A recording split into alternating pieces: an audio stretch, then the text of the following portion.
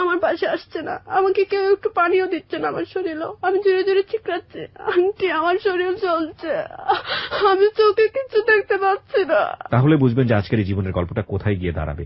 ছোট্ট একটা বাচ্চা, ছোট্ট একটা শিশু যার মনে স্বপ্ন আছে, যে পরিবার পায়নি, যে পড়াশুনো করছে এবং পাশাপাশি ইনকাম করছে পরিবারকে চালানোর জন্য, তার মনে স্বপ্ন আছে নায়িকা হওয়ার, এবং তার যে গল্পটা সেটা নিতান্তই অবর্ণনীয়, দুঃসহ, দুর্বিষহ। নিবেদন তোমায় রে বন্ধু, নিবেদন তোমায়, ও তুমি কি জানো না আমার কি সুখে দিন যায়, আমার কি সুখে দিন যায়। আমার সঙ্গে কে রয়েছে তার সঙ্গে পরিচিত হব শুরুতেই। আপনি আপনার নামটা একটু বলেন। আমার নাম সুমি আক্তার রিয়া। সুমি আক্তার রিয়া। জি। বর্তমানে বয়স কত? 19 বা 20 হবে। 19 বা 20 এই হচ্ছে আপনার বয়স। এবং আপনার জন্ম জেলা? আমার সিলেট হচ্ছে জন্ম। সিলেটে আপনার জন্ম। ওকে। তো সুমি, শুনি একেবারে ছোটবেলা থেকে যেখান থেকে আপনি বলতে চান আপনি মন খুলেই বলবেন, এবং আপনি নিজেই সিলেক্ট করেছেন এই অনুষ্ঠানটা আপনার জীবনের গল্প বলার জন্য, তাই কি? ওকে, ঠিক আছে, বলুন। আমার আব্বা আম্মু তারা লাভ ম্যারেজ করেছিলেন। জি। আমার মার বয়স যখন 15-16 ছিল তখনই বিয়ে করেছে। আপনার বাবা কি করতেন? আমার বাবা একজন কৃষক ছিলেন। কৃষক ছিলেন, ওকে। তখন আমার বাবা আমার মার পাশে গ্রামে চাকরি করতেন। মা দেখে খুব চয়েস করলো গ্রাম বা ওনার বাবা মা ধরে ওনাকে বিয়ে দিল। আমি মার প্রথম বিয়ের বছরই আমার জন্ম হয়ে গেল। মানে আপনি প্রথম সন্তান ছিলেন? হ্যাঁ, আমরা 1 ভাই 1 বোন। আমার একটা ছোট ভাই ছিল, ওর বয়স 3.5 বছর ছিল, আর আমি 6.5 এরকম ছিল। মানে আপনাদের মধ্যে বয়সের পার্থক্য 1 থেকে 1.5 বছর? হ্যাঁ, আমরা 2 ভাই 1 বোন ছিলাম। তো একটা ভাই আমরা এখন হিসাবে ধরি না, ও ছোট থাকতেই মানে হারিয়ে গিয়েছে একটা মাজার থেকে। এইরকমই আমাদের সংসার চলতো। আমার বাবা কাজ করতো এবং কি আমার মা একজন ফিরানি ছিলেন, এই যে কবিরাজি করতেন। ও, আপনার মা কবিরাজি করতেন? হ্যাঁ। আচ্ছা। আমার মা এরকম, আমার বাবা এরকম সংসার চালিয়ে যেতেন। আমরাও খুব মানে এই পরিবারে জন্ম নিয়ে খুব খুশি ছিলাম। জি। আমার বাবা মার কাছে যা আবদার করতাম তাই পেতাম। একদিন আমার বাবা আমার মাকে না বলে উনি একটা বিয়ে করে নিলেন। আমার আব্বা খুব সুন্দর ছিলেন। তারপর আমার মা যখন 1 বছর পরে জানতে পেলেন যে আমার বাবা বিয়ে করেছেন। হ্যাঁ, আগে একটা কথা বলি, আমার বাবাকে কিন্তু ঘর জামাই করে বিয়ে দেওয়া হয়েছিল। আচ্ছা আচ্ছা।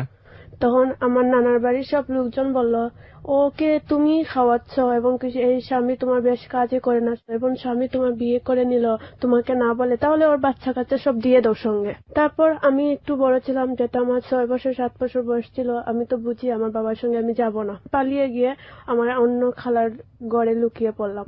আমার বাবা মা 2টা ভাই নিয়ে চলে গেলেন। যেটার বয়স 3-3.5 বছর ছিল ওটাকে পালক দিয়েছিলেন, আর আরেকটা ভাই যখন আমার 5 বছরের মতন ছিল ওটাকে দিয়ে দিয়েছেন অন্য একটা জায়গায়। আচ্ছা, তো এটা কি আপনার মনে আছে কিনা? মানে হ্যাঁ, আমার জীবনের সবকিছু আমার মনে আছে। তো আপনার সামনে কি ঘটেছিল?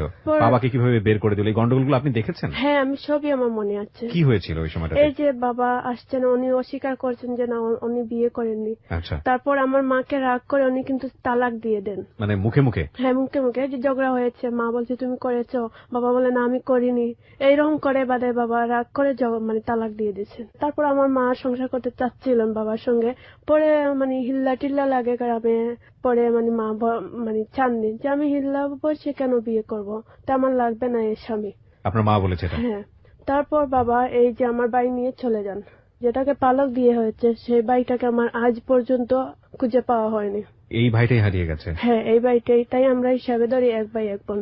ও, ওকে ওকে। পরে আমার ভাই যেটা ছিল আমার বাবার কাছে এটাই নিয়ে আসেন।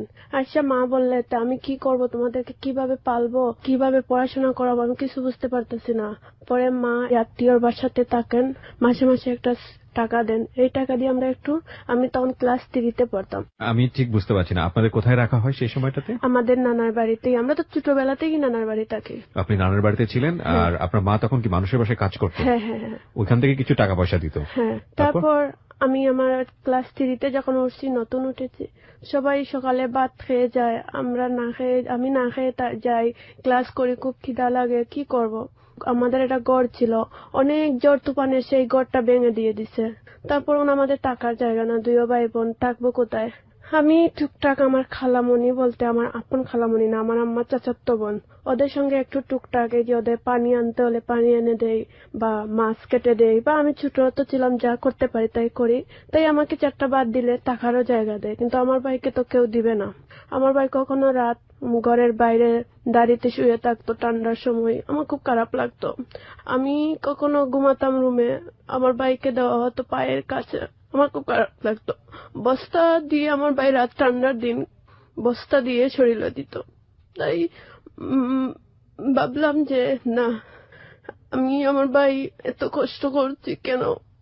পরে আমার খালা, একজন আপন খালা, উনি ভাবলেন না সুমিকে একটা বিউটি পার্লারে দিয়ে দিই, ও কাজ শিখবে, পড়াশোনা করবে। পরে আমার খালার একজন আত্মীয় লাগে, ওনার পার্লারে আমাকে দিয়ে দিলেন। কোন ক্লাসে থাকতে এটা? ক্লাস 3-তেই তখন ছিলাম। ক্লাস 3-তেই পার্লারে দিয়ে দিল?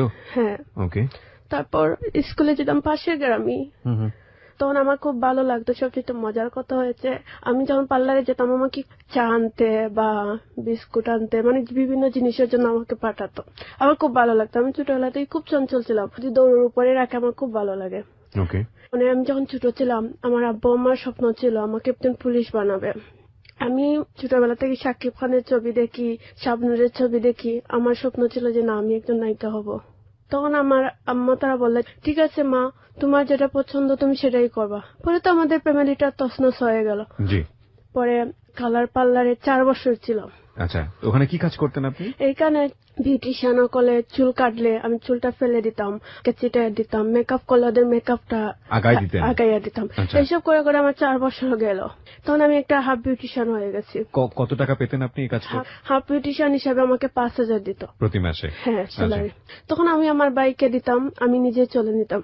ঠিক আছে, কিন্তু আপনি ওই সময়টা কি লেখাপড়া করছিলেন? হ্যাঁ, আমাকে স্কুলে উনি যখন আমার স্যালারিটা 5,000 চলে গেল, উনি আমাকে আর মাসে মাসে হাত খরচের টাকা দেননি। মানে আমার স্কুলে যাওয়া আসা করতাম, এমনকি আমার বাইকে চালাতাম। তারপর আমি সিলেট আসার সিদ্ধান্ত নিলাম বিউটিশিয়ান হিসাবে। আমি একটু ট্রেনিং নিলাম, সার্টিফিকেট হলো আমার। কোথায় ট্রেনিং নিলেন? এই যে সিলেট, যেটা বিউটি পার্লারের সভাপতি আছেন বা। ঠিক আছে, কোন একটা জায়গা থেকে আপনি ট্রেনিং নিয়েছেন। হ্যাঁ, কি শিখলেন ওখানে? কি শিখলেন এখানে? মানে আমি 4 বছরে মোটামুটি একটা বিউটিশিয়ান হচ্ছিলাম, কিন্তু তারপরে আমি আরো একটু শিখার চেষ্টা করলাম। ওকে। তারপর আমি যেখানে আমার খালার বাসায় ছিলাম, পার্লারে ছিলাম, এখানে একটা বিয়ে গিয়েছিলাম। বিয়ের প্রোগ্রামে গিয়েছিলাম। আচ্ছা, বিয়ের প্রোগ্রামে গিয়েছেন। বিয়ে এখানে আমার একটা ছেলের সাথে পরিচয় হলো। কিভাবে হলো? বিয়ের প্রোগ্রামে মানে আমার ম্যাডাম, আমি একই গ্রামের, শিমলতলা গ্রাম। এই গ্রামে 2টা প্রোগ্রাম হয়েছে, গায়ে বিয়ে, একটা লন্ডনী প্রোগ্রাম আর এটা একই নর্মাল বিয়ে। যেটা নর্মাল গায়ে হলুদ, এটা আমি সাজানিত গেছি, আর যেটা লন্ডনী বিয়ে এটার মধ্যে আমার মালিক গিয়েছে। তারপর এই ছেলেটা আসলো, ওই ছেলের নাম ছিল দুলু। তো ও ছেলেটাকে মানে আমার ম্যাডাম পাঠিয়ে দিলেন যে ভাইয়া আপনি একটু, আমার বিউটিশিয়ান আসবে, এই জায়গাটা তো চিনে না, তা আপনি একটু আমার মেয়েটাকে নিয়ে আসেন রিসিভ করে। বললো ঠিক আছে। ও ছেলে আর একটা ছেলেকে নিয়ে গেছে। এই দুলুটাকে কি আপনার ম্যাডাম আগে থেকে চিনতো? না, উনিও ফার্স্ট টাইম মানে এই জায়গায় প্রোগ্রামে গিয়েছিল। যে প্রোগ্রামে উনি গিয়েছেন, এই প্রোগ্রামের ওর বনির বিয়ে। আচ্ছা, এটা মানে যে প্রোগ্রামে আপনার ম্যাডাম গিয়েছিল, লন্ডনী প্রোগ্রাম। লন্ডনী প্রোগ্রাম কেন বলছেন বলেন তো এটাকে? ও মেয়েটা লন্ডন থেকে আসছে। আচ্ছা, সেই জন্য আপনি বলছেন এটাকে লন্ডনী প্রোগ্রাম। তো এখানে গেছে আপনার ম্যাডাম, উনি ওখান থেকে একটা ছেলেকে পাঠিয়েছে, যে ছেলেটাকে উনিও চিনত না। আর ওই ছেলেটা ছিল হচ্ছে যার বিয়ে হচ্ছে তার ভাইয়ের বউর বোন। তার ভাইয়ের বউয়ের বোন। ওই ছেলেটাকে আপনার কাছে পাঠিয়েছে কেন? আমাকে তো অন্য একটা প্রোগ্রামে দিয়েছে, আমি তো আর সেন্টারটা চিনবো না, মানে বাসাটা চিনবো না। বলছে তুমি একটু ওই রাস্তার সামনে দাঁড়ালে ওকে দিয়ে যাবে, আপনি একটু সঙ্গে করে নিয়ে আসছেন, রাত 9:30 হবে। আচ্ছা, তখন কি আপনার বিয়ের কাজ শেষ? হ্যাঁ, আমার এইটা গায়ে হলুদের সাজানো শেষ। আচ্ছা, ঠিক আছে। তারপর তো ওইখানে এসে আমার ম্যাডামকে আর একটু আমি সাহায্য করবো, অনেক 10-12 জন লোক সাজবে। ওকে। তারপর আমাকে এই ছেলেটা গিয়েছিল, গিয়ে বলছে আপনি কি বিউটি পার্লারের মেয়ে? আমি বলছি জি। বলছে আপনার মালিক বলছে আপনার আমাদের সঙ্গে আসার জন্য। বলছি ঠিক আছে। তারপর ওরা বলছে হ্যাঁ, একা একা প্রোগ্রামে একটা মেয়েকে পাঠাইয়া দিল, এখন বাসায় আমাদের প্রোগ্রামে আসবে, বলছে আমরা নাকি ওকে নিয়ে আসবো রিসিভ করে। ও মানে মনের মধ্যে একটু কষ্ট পেয়ে এই কথাটা বলে। যাই হোক, আমি কিছু বলিনি, আমি এই রাস্তা গেলাম, গিয়ে আমার ম্যাডামকে বললাম আপনি আর কাকে সাজানি লাগবে? বললো যে আমি কন্যা সাজাবো, তুমি বাকি যারা আছে এদেরকে সাজিয়ে নাও। আমরা সাজাইয়া শেষ, রাত হয়ে গেছে। আমার তো নিজের ভাষা বলতে নাই, তাই মালিকের ভাষাই থাকতাম। আমার ম্যাডাম আমি রাত 12টার সময় চলে আসলাম। তারপর আমাদের পরের দিন সকালে কিন্তু এই বাড়িতে সাজানোর জন্য যেতে হবে। পাল্লাতে যেতে 10 টাকার ভাড়া রিস্কায়। পরে ওদের প্রোগ্রামে আমরা মানে আমার ম্যাডাম বউ সাজাচ্ছেন, আমি অন্য লোক যারা ছোট ছোট মেয়ে আছে সবাই লন্ডন থেকে আসছে, ওদেরকে সাজাচ্ছে। তো লন্ডন থেকে একটা মেয়েরা আসছে, ওদের একটু সাজে ভালো লাগে না, মানে বলতেছে এটা ভালো না, এরকম হয়নি, মানে অনেক কুতকুত দেখাচ্ছে। তারপর এই যে ছেলেটা আমাকে রাত রিসিভ করেছিল, এই ছেলেটাকে দেখছে আমার চোখে সরাসরি একটা সিএনজির মধ্যে বসে আমি যে এই মেয়েদেরকে সাজাচ্ছি ও ফলো করছে, মানে দেখছে। তা আমার একটা ভালো লাগলো, এই ছেলে দেখে হাসতেছে, মানে আমিও হাসতেছি। ওই দুলু? হ্যাঁ দুলু। দুলুকে দেখে আমিও হাসতেছি বা ও হাসছে আমিও হাসতেছি। তখন দুলুর বয়স হবে ধরলো 16-17। পরে এইসব করে করে আমাদের প্রোগ্রামের সাজগুলো হয়ে গেল। তো আমাদের ম্যাডাম আমরা দাওয়াত দিয়েছে যে সেন্টারে গিয়ে খেতে হবে, আমরা দুপুরে খেয়ে মানে আমরা পার্লারে যাব। তারপর ওদের সঙ্গে গাড়িতে উঠে আমরা সেন্টারে বুরকা টুরকা লাগাইছিল, আমরা খেয়ে নিলাম। তারপর আম্মুকে বললাম, আমার মা যেতে একটা ইনকাম করে মাসে, ওনার কাছে তো কম বেশ টাকা থাকবেই। আমার মাকে বললাম, মা আমি আর নিজে পার্লার করবো, আমার অন্য মানুষের পার্লারে থাকতে ভালো লাগে না। বললা তো আমি তো তোমার বিয়ের জন্য অল্প অল্প টাকা ধলা করে রাখতেছি। আমি বলছি যে বিয়ে দিয়ে তখন তো আমি চাকরি করব, তখন আমার অনেক টাকা হবে, আমি নিজেই নিজের প্রোগ্রামটা করে নিব। বললা তো ঠিক আছে, যা টাকা ধলা করছি তোমার জন্য এগুলা দিয়ে তোমাকে আমি একটা পার্লার খুলে দিব। আমার মা আমাকে এই শহরেই মানে আমার ম্যাডামের পার্লার থেকে মনে হলে 5 মিনিট দূরে আমাকে পার্লার খুলে দেন দোকানে। কত টাকা লাগে ওখানে? কত টাকা? 1.5 লাখ টাকা লেগেছে। আচ্ছা, তো এটা দিয়ে আপনাকে একটা বিউটি পার্লার খুলে দিল? আচ্ছা আচ্ছা, তারপর আমি একজন বিউটিশিয়ান দিলাম, একটা ফুল বিউটিশিয়ান, 2-3টা হাফ বিউটিশিয়ান, সব মিলে আর একটা ম্যানেজার দিয়ে আমাকে দিল। তখন আমি একটা স্কুলে ভর্তি হয়েছি ক্লাস 6-এ। এটা মাদ্রাসাই বলে, আলিয়া মাদ্রাসাই বলে এটাকে। জি। তারপর আমি এই দোকানে ঠিক সময় দিতে পারি না, কারণ ক্লাস থেকে এসে আমি মানে জাস্ট একটু ওদেরকে সময় দিতে পারি। আচ্ছা, আপনার পার্লারের নাম কি দিলেন? আমার পার্লারের নাম ছিল Sumi Dulhan beauty parlour. Sumi Dulhan beauty parlour. আচ্ছা। তারপর দেখা গেল যে প্রথম আমি টাকা সেভ করতে পারছি, পরে বোঝা গেল যে আমি টাকা সেভ করতে পারতেছি না, কারণ আমি সময় দিতে পারতেছি না। এই যে টাকা ইনকাম হয় ও দোকানের মেয়েরাই বাট করে নিয়ে নেয়, আসলে বলে আপু কাস্টমার আসেনি। যেতেই আসেনি, আমি তখন কাস্টমার আসছে কি না এটা তো আমি ফলো করতে পারবো না। আসেনি শেষ। প্রতি মাসে 5,000 টাকা আমার ভর্তি দেওয়া হচ্ছে, দেখা যায় আমার মায়ের কাছ থেকে এনে দোকান ভাড়া দেওয়া হচ্ছে, মেয়েদের সবকিছু দেওয়া হচ্ছে। মানে তারপর আমি একদিন ভাবলাম, আমার 1-1.5 বছর আমার ভালো ইনকাম হলো, এখন কেন হচ্ছে না? নতুন ম্যানেজার রাখার পরে এই অবস্থা। পরে আমি ভাবলাম না, দোকানটা ছেড়ে দিব, মানুষের পার্লারে চাকরি করাটাই সবচেয়ে ভালো, টেনশন নাই, মাস ফুলে টাকা পেলাম। দোকানে একটা ম্যানেজার ছিল, ওর নাম ছিল রুবেল। ও বললো ঠিক আছে তুমি একটা কাজ করো, তোমাকে 2 মাস পরে টাকা দিয়ে দিব, তুমি আমার নামের দোকানটা করে দাও। দোকানটা তাহলে কাউকে দিয়ে দিচ্ছেন নাকি বিক্রি করে দিচ্ছেন? বিক্রি করে দিয়ে দিচ্ছিলাম। মানে সেই সময় বাকিতে সে নিচ্ছিল, তাই কি? ও আমার সামনে, আমার দোকানের মেয়েদের সামনে বলছে যে 2 মাস পরে আমাকে টাকাটা দিয়ে দিবে। এখন বর্তমানে ওকে আমি নাম মানে দলিলে মানে দলিল বলতে দোকানের দলিল থাকে, মানে আমি ওর নাম দিয়ে দিব যে ওকে আমি দোকানটা বিক্রি করে দিলাম।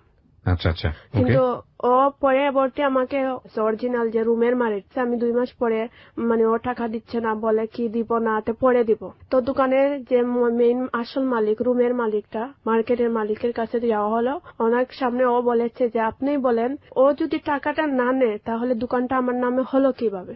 ও বলছে সবার সামনে যে দোকানটা যখন ও কিনে আমার কাছে ডাইরেক্ট টাকা দিয়ে ও নিয়ে নিচ্ছে। এখন আমি কি করব? মানে এখন তো আমার তো আর তখন কোনো সাক্ষী প্রমাণ ছিল না, কারণ ওর উপরেই আমি বিশ্বাস করে আমি আমার দোকানটা ওর নামে লিখে দিয়েছি। তারপর আমি কি করলাম, মনে অনেক কষ্ট পেলাম, আর সবচেয়ে আমার মা কান্না করেছে। প্রথমে বলছে, মা এটা তোমার ভবিষ্যতের টাকা, এই দোকান নিয়ে আসে আমি এইটা বাদ দিয়ে দিছি, কারণ আমি আল্লাহর কাছে সবুর করে ফেলছি। তখন আমাকে মানে আমার কথাটা কাউ বিশ্বাস করতে পারছিল না যে ছোট মেয়ে এই দোকান দিয়েছে। তারপরে মানে আপনি যেটা নিয়ে বার্গেনিং করবেন সেটারও সুযোগ ছিল না, কারণ কেউ আপনাকে বিশ্বাস করছিল না, কেউ করছিল না, কেউ মালিক হিসেবে বিশ্বাস করে না, কিন্তু মার্কেটের মালিকটাই তো জানবে যে এটা কার দোকান। ছেলেটা আপনার পরিচিত ছিল, আপনি যেটা বলছিলেন? আমাদের পাশের গ্রামে। কত টাকা দিয়েছিল আপনাকে যখন দোকানটা নেয়? ওর কাছে আমি বিক্রি করেছিলাম 1,60,000 টাকা দিয়ে। কিন্তু কত টাকা দিয়েছিল আপনাকে? আমাকে ও মাত্র 10,000 টাকা দিয়েছিল। 10,000 টাকা দিয়ে আপনার কাছ থেকে দোকানটা নিয়েছিল, বলেছে পরে দিয়ে দিবে সবগুলো। কিন্তু এটা 2 মাস পরে সে অস্বীকার করেছিল। আচ্ছা, তো ওই সময়টাতে আপনি কি করছিলেন, কোথায় কাজ করছিলেন? মানে আমি চেয়েছিলাম যে এই দোকানটা, কারণ আমার দোকান আর অন্য কানে চাকরি করে তো আমি সময় দিতে পারবো না। আচ্ছা। আর এরকম কেউ রাখবে না, কারণ মনে করবে যে ওর কাস্টমারটা আমি নিয়ে আসতেছি।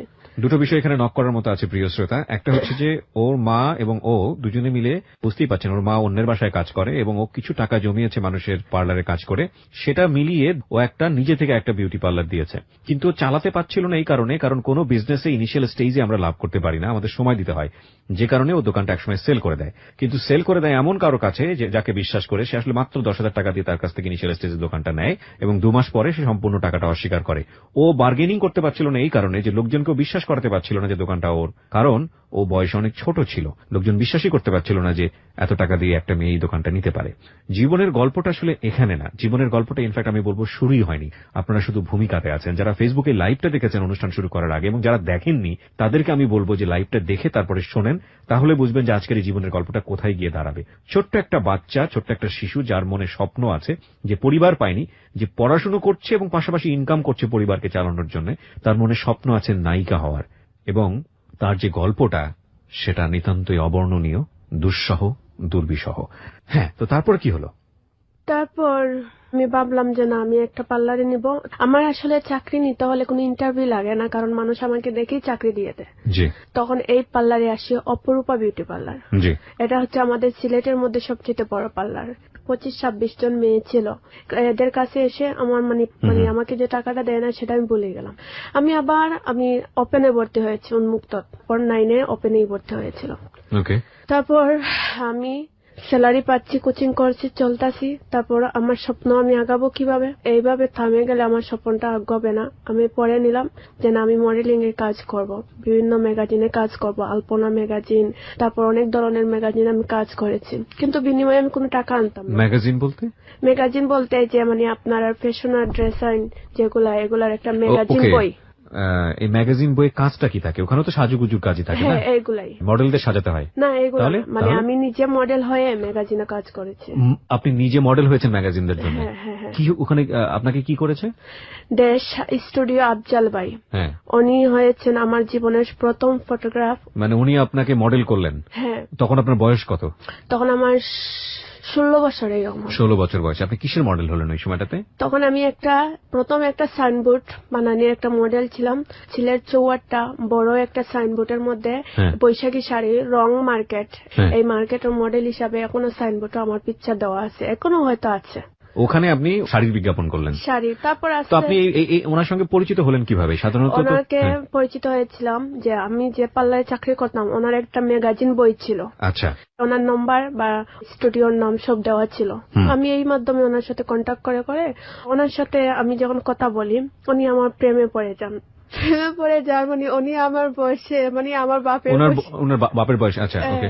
না, কারো প্রেমে পড়া অন্যায় না, অবশ্যই অন্যায় না, কিন্তু প্রেমে পড়ার পরে প্রেম পাওয়ার জন্য অন্যায় ভাবে কোনো কিছু করাটাই হচ্ছে অন্যায়। এখানে একটা ব্যাপারও আছে যে বাপের বয়সে একটা লোক 16 বছরের একটা মেয়ের সঙ্গে, এটা শুনতেও খারাপ লাগে না?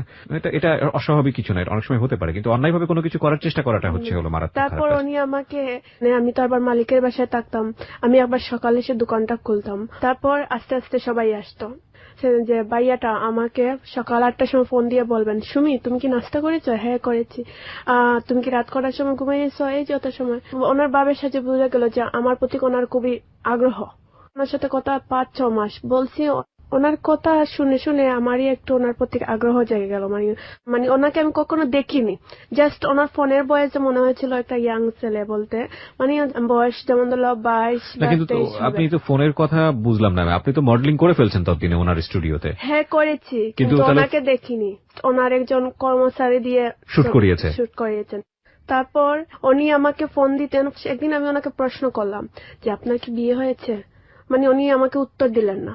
মানে আমি ভাবছি হয়তো বিয়ে হয়নি, আর আমি ভাবছি হয়তো 22-23 বা 25 বছরের ছেলে হবে, কিন্তু 40 বছর সেটা আমি কখনো ভাবিনি। ততদিনে কি আপনার বিলবোর্ডে ছবি উঠেছে? হ্যাঁ, উঠেছে। তো বিলবোর্ডে প্রথম আপনার ছবি দেখে আপনার কেমন লাগছিল?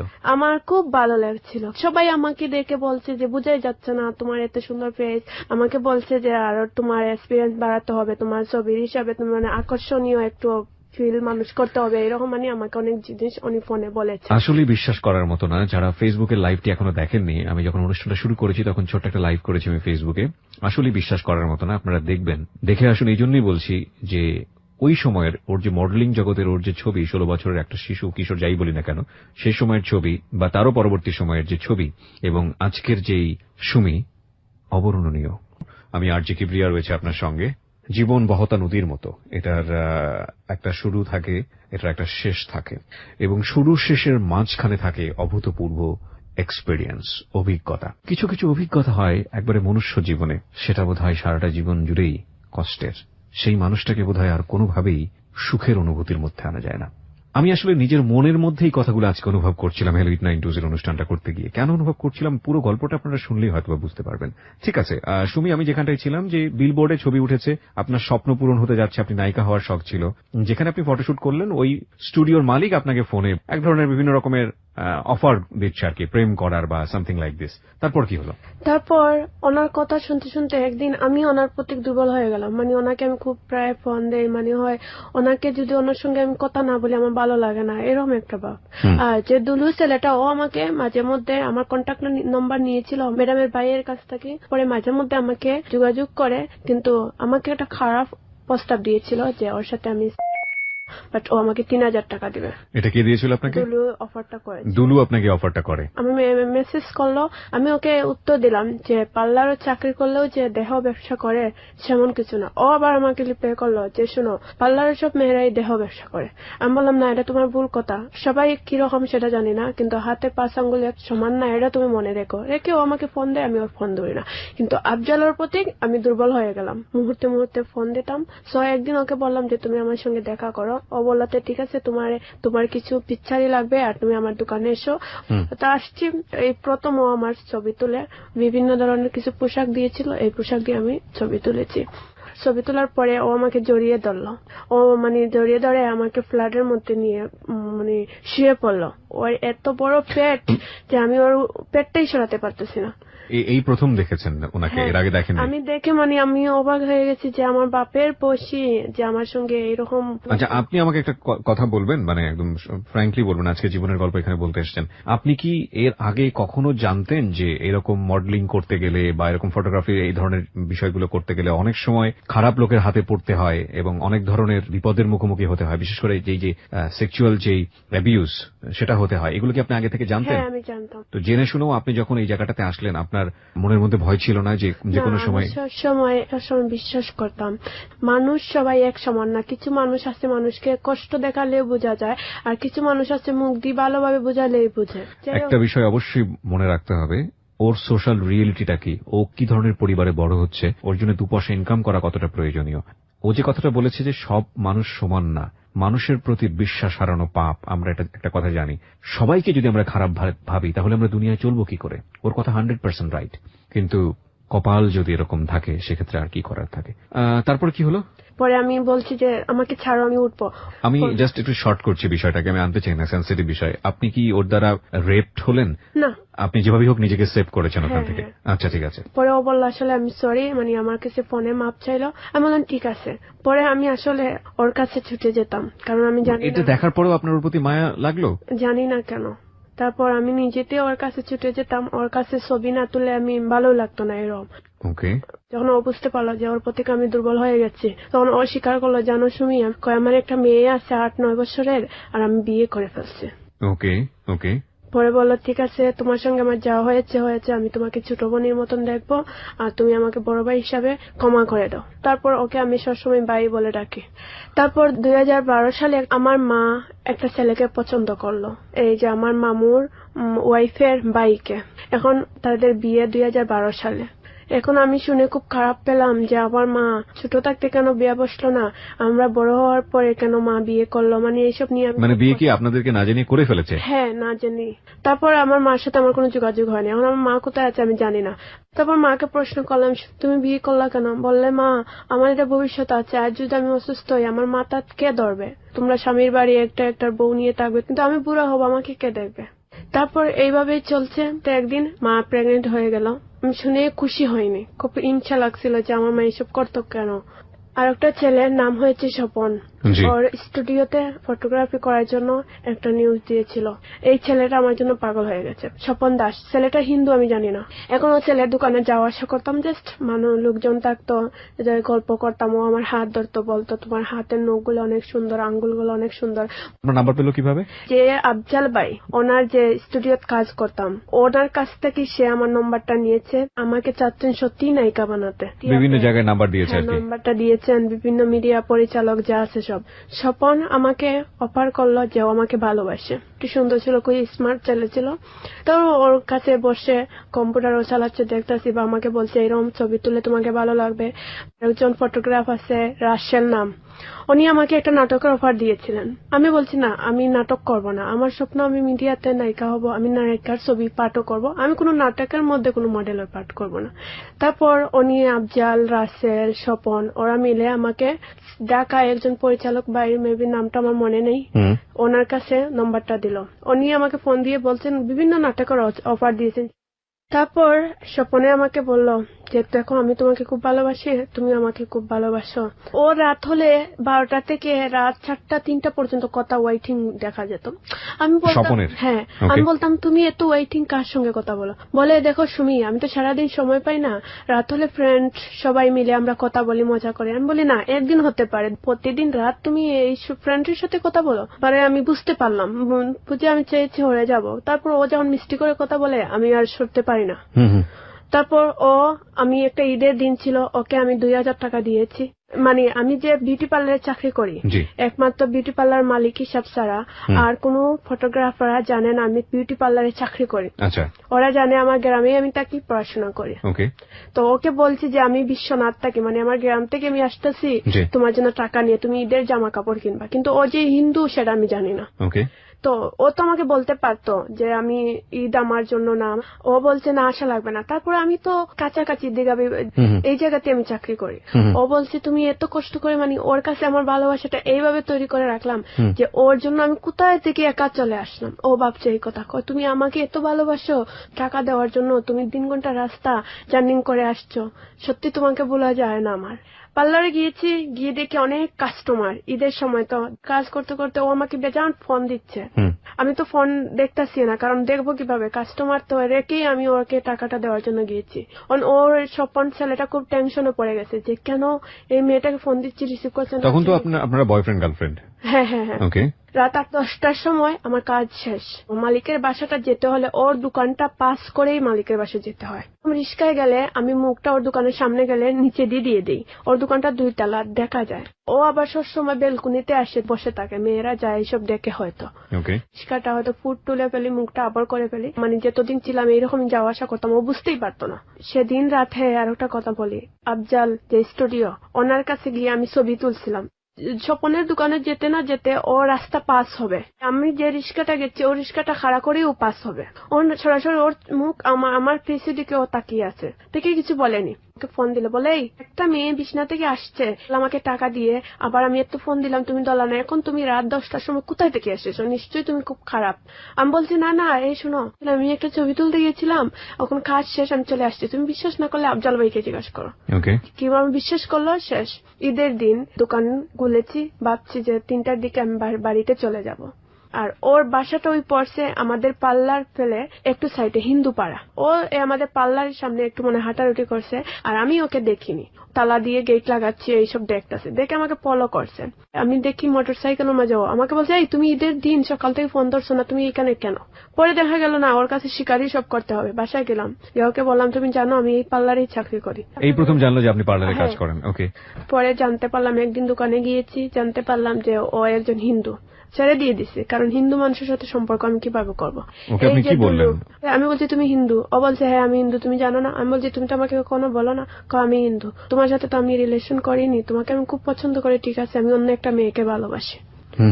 তারপর দুলু ছেলেটা, ও আমাকে মাঝে মধ্যে ফোন দিত, ডিস্টার্ব করতো, মানে এইসবই মেসেজ দিত।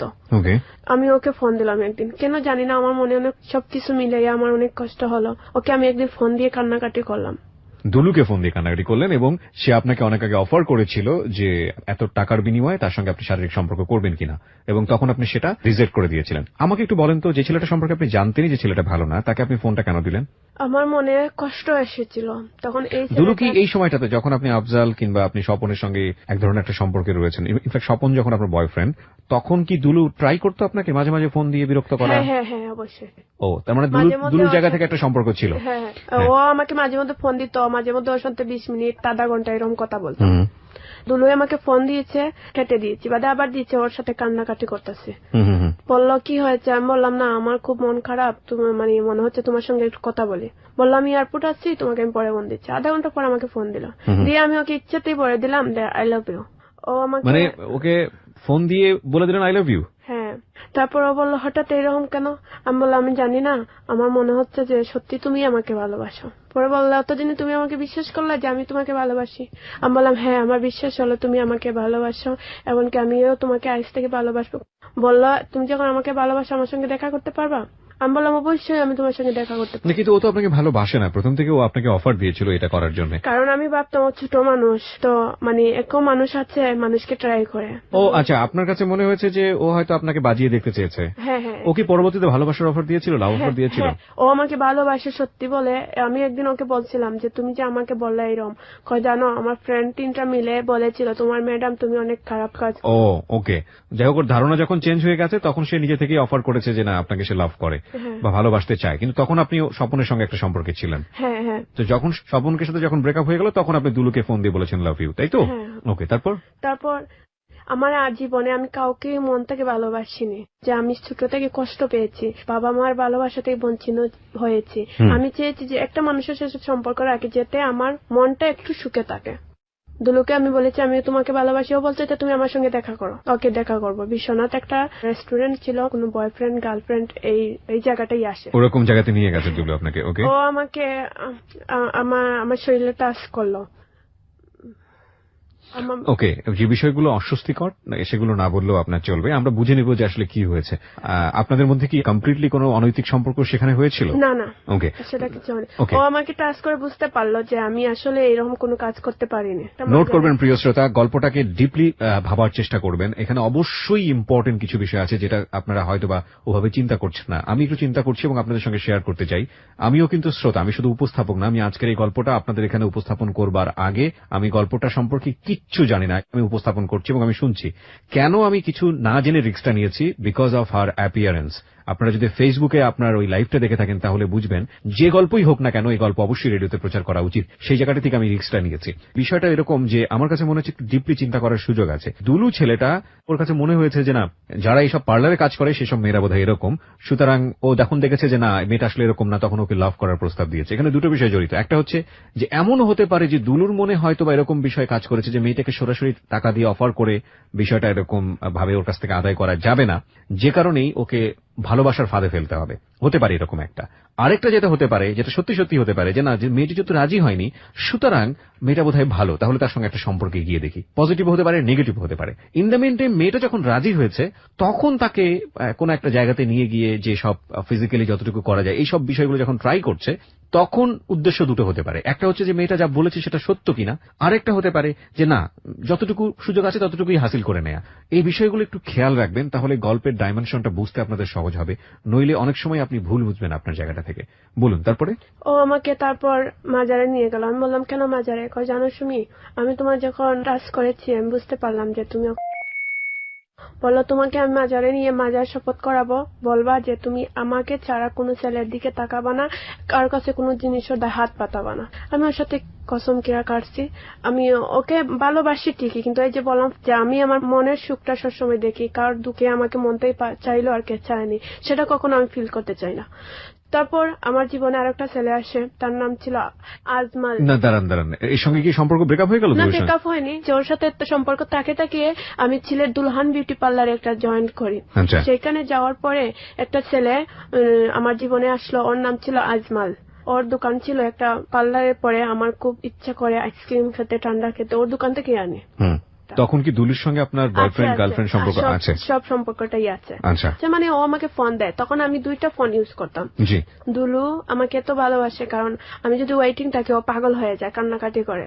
তাই আমার কথা বলতে হলেই আমার মানে 2টা ফোন লাগবে, মানে কষ্ট না দেওয়ার জন্য আমি 2টা ফোন। লুকিয়ে আপনি আরেকটা ফোন নিলেন, এই নাম্বারটাও জানতো না? ও জানতো না। তারপর আমি এই ছেলেটাকে, যেটা আমার নিউ ফোন নিউ সিম, ওটার নম্বরটা দিলাম, এই যে আজমল নামে যে ছেলেটা। তো ও একদিন আমাকে প্রশ্ন করে যে সুমি, তোমাকে আমি বিয়ে করবো, তুমি করবা আমাকে? আমি বললাম হ্যাঁ করবো, কিন্তু এখন না। কবে করবা? আমি বললাম 1 বছর পর করবো। তুমি আমাকে মাজারা গিয়ে আমার মাথায় হাত ছুঁয়ে আর মাজারের মুকাম ছুঁয়ে কিরা কাটতে হবে। আমি বললাম হ্যাঁ পারবো, কিন্তু আমি ওর সাথে তো আসলে বুয়া কিরা কাটছি। মানে আপনি আসলে কিরা কেটেছেন শেষ পর্যন্ত? কেটেছি, কিন্তু এটা আমি মন থেকে কাটিনি, কারণ ওকে খুশি রাখার জন্য আমি এই কাজটা করেছি। কেন ওকে খুশি রাখতে হবে? ওকে তো আপনি লাভ করতেন না, কেন খুশি রাখতে হবে? করতাম না, কারণ জানি, কিন্তু এই যে এক সুন্দর ছেলেরা দেখলে আমার খুব ভালো লাগে। মানে ও দেখতে সুন্দর ছিল? হ্যাঁ অনেক সুন্দর, দুলুর চাইতে রঙের ফর্সা ছিল। আজকে ও যে কথাগুলো এখানে বলছে, দিল খুলে বলছে, যেখানে আপনারা ভালো পাবেন, মন্দ পাবেন, যেটা উচিত পাবেন, অনুচিত পাবেন। কিন্তু এখানে একটা জিনিস খেয়াল রাখবেন, ওকে জাজমেন্টের কাতারে বসাবেন না, কারণ এগুলো আমরা আমাদের ব্যক্তিগত জীবনেও কিছু না কিছু করে থাকি। কিন্তু ও যেভাবে দুঃখ কষ্টের মধ্যে দিয়ে গিয়েছে, সেটা আমাদের জায়গা থেকে কোনোভাবেই কাম্য না। তারপর কি হলো? তারপর ও আমাকে একটা বৈশাখী মেলাত নিয়ে গেল। আমাকে বৈশাখীর দিন ছিল, একটা লাল শাড়ি পরেছি, ও আমাকে সবার সামনে একটা গোলাপ দিয়েছে, আমার খুব ভালো লেগেছে। মানে তখনও কি আপনার দুলুর সাথে সম্পর্ক ছিল? দুলুর সাথে সম্পর্ক? শাড়িটা আমি পরেছি সেটা আমাকে বৈশাখের আগের দিন দুলুই গিফট করেছিল, কিন্তু দুলুর সাথে আমি দেখা করিনি, এই ছেলেটার সঙ্গেই করেছে। দুলুকে বলছে যে বৈশাখীর দিন সারাদিন ব্যস্ত থাকবো, যদি সময় পারি তাহলে করবো, কিন্তু পার্লারটা তো 2টার সময় লাগানি হয়ে গেছে। এখন দুলু বেচান ফোন দিচ্ছে, আমার ফোন সাইলেন্ট, কারণ ও ছেলেই জানে না আমি 2টা ফোন ইউজ করি। ওকে। তারপর ওকে বললাম আচ্ছা ঠিক আছে, আমার ম্যাডাম আমাকে ফোন দিবে, আমি চলে যাই। তখন সন্ধ্যা 6টা। তারপর দুলু আমাকে বলে তুমি ফোন দাও না। আমি বললাম না যে আমি ব্যস্ত, যে আমি এখন একটু ফ্রি হয়েছি, মন চাচ্ছে তোমার সঙ্গে শাড়িটা পরেছি, এই মাত্র পরেছি, তুমি আমার সঙ্গে দেখা করবা? ও বললো হ্যাঁ। তো বললো ঠিক আছে, তুমি লাল শাড়ি পরেছো, আমিও লাল ফতোয়া পরেছি। আমি বললাম তাহলে ঠিক আছে চলো, কোথায় যাবো? শিশু পার্কে যাবো। মানে সারাদিন আপনি হচ্ছে আজমলের সঙ্গে আপনি ঘোরাফেরা করেছেন ওরই দেয়া শাড়িতে, এবং তারপরে ওই শাড়িটা পরে আপনি বিকেল বেলার দিকে দুলুর সঙ্গে দেখা করতে যাচ্ছেন, এবং এদিকে সারাদিন দুলু আপনাকে ট্রাই করেছে ফোনে, তাই কি? ওকে। দুলু আসার পরে দুলুর সঙ্গে দেখা করলাম। আমি বললাম পার্কে যাব, আমাকে পার্কে নিয়ে গেল। ও আমাকে বাসা পর্যন্ত দিয়ে চলে গেল। ওকে। আমি চলে যাই আর একটা পার্লারে, বধুয়া বিউটি পার্লার। আমি মানে যে আজমল নামে যে ছেলেটা, ওকে আমি সিম চেঞ্জ করে ফেলি, মানে ওই সিমটা অফ করে দেই, ওর সাথে আর আমার কোনো কথা হয় না। তারপর যে দুলুর সাথে কথা হয়, তো সবসময় কথা হয়। তো এই পার্লারে একটা মেয়ে ছিল, এই মেয়েটার নাম ছিল দশমী। আর দুলুর সাথে আমার কথা যেরকম হয় এরকমই হতো, কিন্তু দুলুর সাথে আমার একটা চুক্তি হয়ে গেল। চুক্তি বলতে ও আমাকে বলছে যে সুমি, আমি তো তোমাকে বিয়ে করব, তাহলে এক কাজ করো, তুমি আমার সঙ্গে করো। আমি রাজি হয়ে গেলাম, বললাম ঠিক আছে। তারপর ও একটা রুম ঠিক করলো, যা আমরা হয়ে গেল। ওর পরে ও আমার জন্য খুবই পাগল। কোন পাগল সেটা আমি বুঝতে পারি না। তার সাথে আমার বছরে মানে 3-4 বার থাকতে হতো ওর সঙ্গে। দুলুর সঙ্গে আপনার সম্পর্ক কত বছরের ছিল? 4 বছরের কাছাকাছি। ওকে, ঠিক আছে। দুলুর সাথে এরকমই আমার চলছে। তখন আমারও উদ্দেশ্য ছিল ওকে বিয়ে করব। আমি যখন বিয়ের কথা বলি যে আমি তোমাকে বিয়ে করব, ও বলে হ্যাঁ করব, তারিখ দে। তারপরে বলে না এখন না, পরে করব। এরকম করে করে আমাকে দিন কাটিয়ে নিচ্ছে। 2013 সালে সিদ্ধান্ত নিয়েছি যে আমি ওর পিছটা ছেড়ে দিব। এর আগে একটা ছেলে আমার জীবনে বারবার ডিস্টার্ব দিত, ওর নাম ছিল নাহিদ।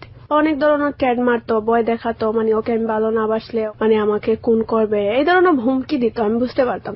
আমি যতদূর বুঝতে পারছি যে আজমলের সঙ্গে তখন আপনি সম্পর্ক অফ করেছেন, দুলুর সঙ্গে আপনার এক ধরনের সম্পর্ক আছে, সেটা সিরিয়াস একটা সম্পর্ক, নইলে তো আপনি ধরনের ফিজিক্যাল রিলেশনশিপে যেতেন না। আরেকটা যে ছেলেটা আপনাকে মাঝামাঝি ট্রাই করছে, নাহিদের সঙ্গে আপনার সম্পর্কটা কি ছিল আসলে? প্রেম করবে এই চেষ্টা, কিন্তু আমি জেনেছি ফার্স্ট টাইম যে আমি আবার একটা অভ্যাস ছিল, ছেলেদেরকে আমি ডিস্টার্ব আমাকে করলে আমি সরাতে পারি, মানে সেক্সুয়াল ভাবে একটু কথা বলি, তখন ভালো ছেলে যে সে তো অবশ্যই সরে যাবে, আর খারাপ যে ছেলেটা সে কখনো সরবে না। তো ওই ছেলের সাথে ফার্স্ট টাইম যে আমি খারাপ কথা বলেছি, ও মানে প্রথম 2-1 দিন আমাকে ফোন দেয়নি। আমি ভাবছি খুব ভদ্র ছেলে, এই জন্য এইসব কথা শুনে ও সরে গেছে, ভালো হয়েছে। এখন থেকে খালি ফোন দেয়। তারপর খারাপ কোনো কথা বলে না, মানে ভালোবাসে, বলে তোমার যে কথাগুলো এগুলো রেকর্ড করেছি এই নিয়ে আমাকে ভয় দেখায়, মানে আমি ভয় পেয়ে গেছি। একদিন জানতে চাইলাম যে তুমি কি করো, বললো আমি ড্রাইভার। আমি বললাম কি তুমি ড্রাইভার? আমি একটা ড্রাইভারের সঙ্গে সম্পর্ক করব? ইম্পসিবল। তুমি কত টাকা ইনকাম করো? মানে আমি একটু ওর সাথে একটু বড় বড় গপ দিতে থাকলাম।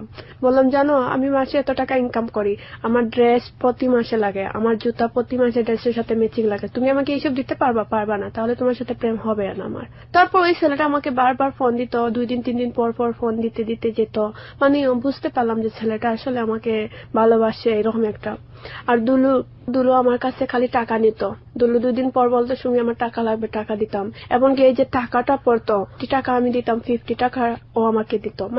মানে বুঝি নাই, কোথায় থাকতেন? হোটেলের অর্ধেক টাকা আপনি দিতেন, অর্ধেক টাকা সে দিত। প্রিয় শ্রোতা, আমরা বিরতি নিচ্ছি। জীবন গল্প আসলে কোনো কিছুকেই কনসিডার করে না, যেভাবে ঘটেছে সেভাবেই এখানে উপস্থাপন হচ্ছে। শেষ পর্যন্ত শুনবেন আশা করছি। ফেসবুকে ওনাকে অনুষ্ঠান শুরু করবার আগে একটা লাইভ দিয়েছি, সেটা অনেকে দেখে এখন অনেক রকমের মন্তব্য করছেন। আমি একটা কথা আপনাদের সবাইকে বলছি, এটা আমাদের আসলে একটা দুর্ভাগ্য। ফেসবুকে না এত বেশি ফেক আইডি কিংবা এত বেশি ম্যাচিউর আইডি যে যা ইচ্ছা কোন একটা বিষয় নিয়ে যেমন ইচ্ছা বলে দেন, এবং সবাই মনে করেন কি এটা এমন একটা জগৎ যেখানে আসলে কাউকে দেখা যায় না, কাউকে বোঝা যায় না। এবং যেহেতু আমার ছবিটা ফেক, সুতরাং আমি যা ইচ্ছা তাই বলে দিলাম। কোন ব্যক্তি যখন স্ট্যাটাসে একটা কমেন্টস করেন কিংবা একটা ছবি পোস্ট করেন, এটা কিন্তু তার ব্যক্তি মনের পরিচয়কে ওখানে প্রকাশ করে। আপনি যদি কাউকে গালি দেন বা গালমন্দ করেন, যাকে আপনি গালি দিলেন বা গালমন্দ করলেন, সেটার চাইতে বড় সমস্যা হচ্ছে আপনার নিজের পরিচয়টা আপনি ওখানে রিভিল করলেন। এবং আপনি যে কাজটা করেন সেটা আপনার ফ্যামিলির দিকে আঙ্গুল দেয়। ফেসবুক একটা পাবলিক প্লেস, এখানে যা ইচ্ছা তাই কমেন্টস করা, বাজে বলা, অশ্লীল শব্দ ব্যবহার করা এবং কাউকে উত্ত্যক্ত করা, এটা রীতিমতো অন্যায়।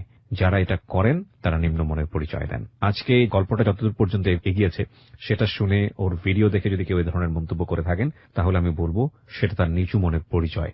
আমরা ফিরবো ঠিক রাত 12 সুমির কাছে, আবারও ফিরছি। সুমি, কি হলো তারপরে? তারপরে এক পর্যায়ে আমি সিদ্ধান্ত নিলাম যে না, ও যখন আমাকে বিয়ে করবে না, অন্য একটা লোক তাকালে আমাকে ওর সামনে জিজ্ঞেস করবে তুমি কি এই মেয়েটাকে চিনো, ওর সাথে কিসের সম্পর্ক, মানে আমাকে অসম্মান করে। তাই আমি ভেবে চিন্তা করেছি না, দুলুর লোকটা আমি ছেড়ে দিব, কারণ যে ভালোবাসার বিশ্বাস নেই সে ভালোবাসা নিয়ে আমি বাঁচতে চাই না। আমার বাবা মার ভালোবাসা আমি পাইনি, যে আমাকে একটু ছেলে হোক মেয়ে হোক একটু ভালোবাসা মন থাকে, আমি ওর পূজারি হয়ে যাই। কেউ কথা বললে, ওয়েটিং দেখলে, এইসবের প্রতিশোধ ওর রুমে নিয়ে আমাকে অনেক মারধর করবে, জুতা দিয়ে বাড়াবে, আমার চুলো দিয়ে টানবে। তাই আমি আস্তে আস্তে ওর কাছ থেকে আমি দূরে সরে থাকতে চাই। তারপর আমি সিদ্ধান্ত মনে মনে নিয়েছি যে আমি ওর সঙ্গে কোনো সম্পর্ক রাখবো না, এমনকি আমি সিম টিম চেঞ্জ করে ফেলবো। তারপর আমি এই যে বদুয়া বিউটি পার্লার চাকরি করছি অনেক দিন, 2 বছর কাছাকাছি হবে। দুলু কিভাবে জানুন আমার নাম্বারটা পেয়ে গেল, পেয়ে আমাকে ফোন দিল, দিয়ে বলে এই তোমার জন্য আমি আম নিয়ে আসতেছি, লেসু নিয়ে আসতেছি, আমাদের বাসা যে গাছ ফসল ধরছে তোমার জন্য নিয়ে আসতেছি। দুলুর সঙ্গে আপনার যোগাযোগ কতদিন বন্ধ ছিল? প্রায় 5-6 মাস। কিভাবে জানি আপনার নাম্বারটা পেয়ে গেছে, নতুন নাম্বার? আর সিলেট তো বেশি হলে 30-25টা পার্লার, এর বেশি না। মানে তদন্ত করে পেয়ে গেছে আমি এই পার্লারে থাকি। পরে সে খোঁজ করে বের করে সে আপনি বদুয়াতে আছেন। আচ্ছা। ও আমার সাথে বকাচকা না যে সুমি তুই কিভাবে থাকতে পারলে আমাকে ছাড়া যে মেয়ে 1 ঘন্টায় কথা বলে না থাকতে পারে, সে 6 মাস 5 মাস থেকে গেল, বুঝে ফেলছি তুমি অনেক চেঞ্জ হয়ে গেছো, আমাকে ভালোই বাসো না, শুধু তুই আমার মারধরটা দেখলে কিন্তু আমার ভালোবাসাটা তুই জীবনেই দেখবে না। তারপর ও আমাকে বলল প্রতি বছরে যেরকম আমাদের বাগানে ফল ফসল ধরে তোমাকে দিয়ে আসি, এবারও আমি তোমার জন্য দিয়ে আসতে চাই। আমি বলছি তাহলে আসো আমার পার্লারে। পরে চলে এসে এগুলো আমাকে রাস্তার সামনে থেকে দিয়ে গেল, লেসু টেসু সবগুলা। লিচু সে এসে আপনাকে দিয়ে গেছে, তার মানে আপনি দেখা করেছেন তার সঙ্গে? হ্যাঁ। ওকে। বাসার যাইতে 2টা রাস্তা আছে, একটা রাস্তা হচ্ছে একটু কঠিন ভাবে আর একটা রাস্তা হচ্ছে একটু সহজ ভাবে। আমি যে শাহজালাল মাজার দিকেই যাই, এই রাস্তাটা সহজ বেশি। ভাড়াটা আমি মোবাইলে ঢুকিয়ে নিই আর হেঁটে হেঁটে চলে যাই গান শুনে শুনে। এটা আমার প্রতিদিনই হয় এরকম। আমি দেখছি একটা সিএনজি থেকে একটা ছেলে এসপে বার করলো, মানে একটা এসপে জাতীয় একটা জিনিস বাইর করছে। স্প্রে জাতীয় কোন একটা জিনিস বের করেছে সিএনজি থেকে, আপনি তখন হাঁটছিলেন? হ্যাঁ, আমি তখন দেখছি হাতটাকে বাইর করছে, আমি ভাবছি সিএনজি থেকে হাত বার করছে একটা ছেলের মধ্যে একটা বোতল জাতীয় স্প্রে। তারপর এই স্প্রের পানিগুলো গিয়ে পড়ে গেছে ওয়ালের উপরে। আমার পণ্য একটা কালো শার্ট ছিল, শার্ট দেখে আমার একটু ছিদ্র হয়ে গেছে। সবাই বলতেছে ওকে পানি ডালো, ওর হাত পুড়ে যাচ্ছে, এইগুলো বলছে, কিন্তু শিখছে এটা আমি জানি না জিনিসটা কি সেটা। মানে আপনি কি ফিলই করতে পারছিলেন না? শার্টের উপরে পড়েছে, এখন আমার শরীরে পড়েনি। একটা ফুটা পরে আমার হাতটা পুড়ে যাচ্ছে, একটু ফুটা, জাস্ট একটু। সবাই নিয়ে আমার হাতের মধ্যে পানি দিচ্ছে। সবাই বুঝলো কিভাবে যে আপনার হাতে এটা পড়েছে, এত মানে ছোট জিনিস? এই যে ওয়ালে পড়েছে, ওয়ালের রংগুলা। ও আচ্ছা আচ্ছা, ওয়ালটা দেখে সবাই বুঝতে পেরেছে। হ্যাঁ। আচ্ছা, ওই সিএনজিটা কোথায় কি করলো তাহলে? সিএনজিটা চলে গেছে, একটানে চলে গেছে, একবারে চলে গেছে। দুলুকে তখন বলেছি, আমি বলছি ও জানে যখন আমি বিপদে পড়ি ওকে আমি খুঁজি। অ্যাসিডের লাগার পরে আমার মনে হলো দুলুকে ফোন দেওয়া উচিত। আমি কান্না করে বলছি, দুলু আমার এরকম অবস্থা, তুমি আমাকে এসে হেল্প করো। ও বললো তুমি চিন্তা করো না, আমি আসতেছি। পরে আমি ভাবছি যে না, দুলু যখন এত বিপদে আমার আসে তাহলে আমি দুলুকে বিয়ে করে নিব।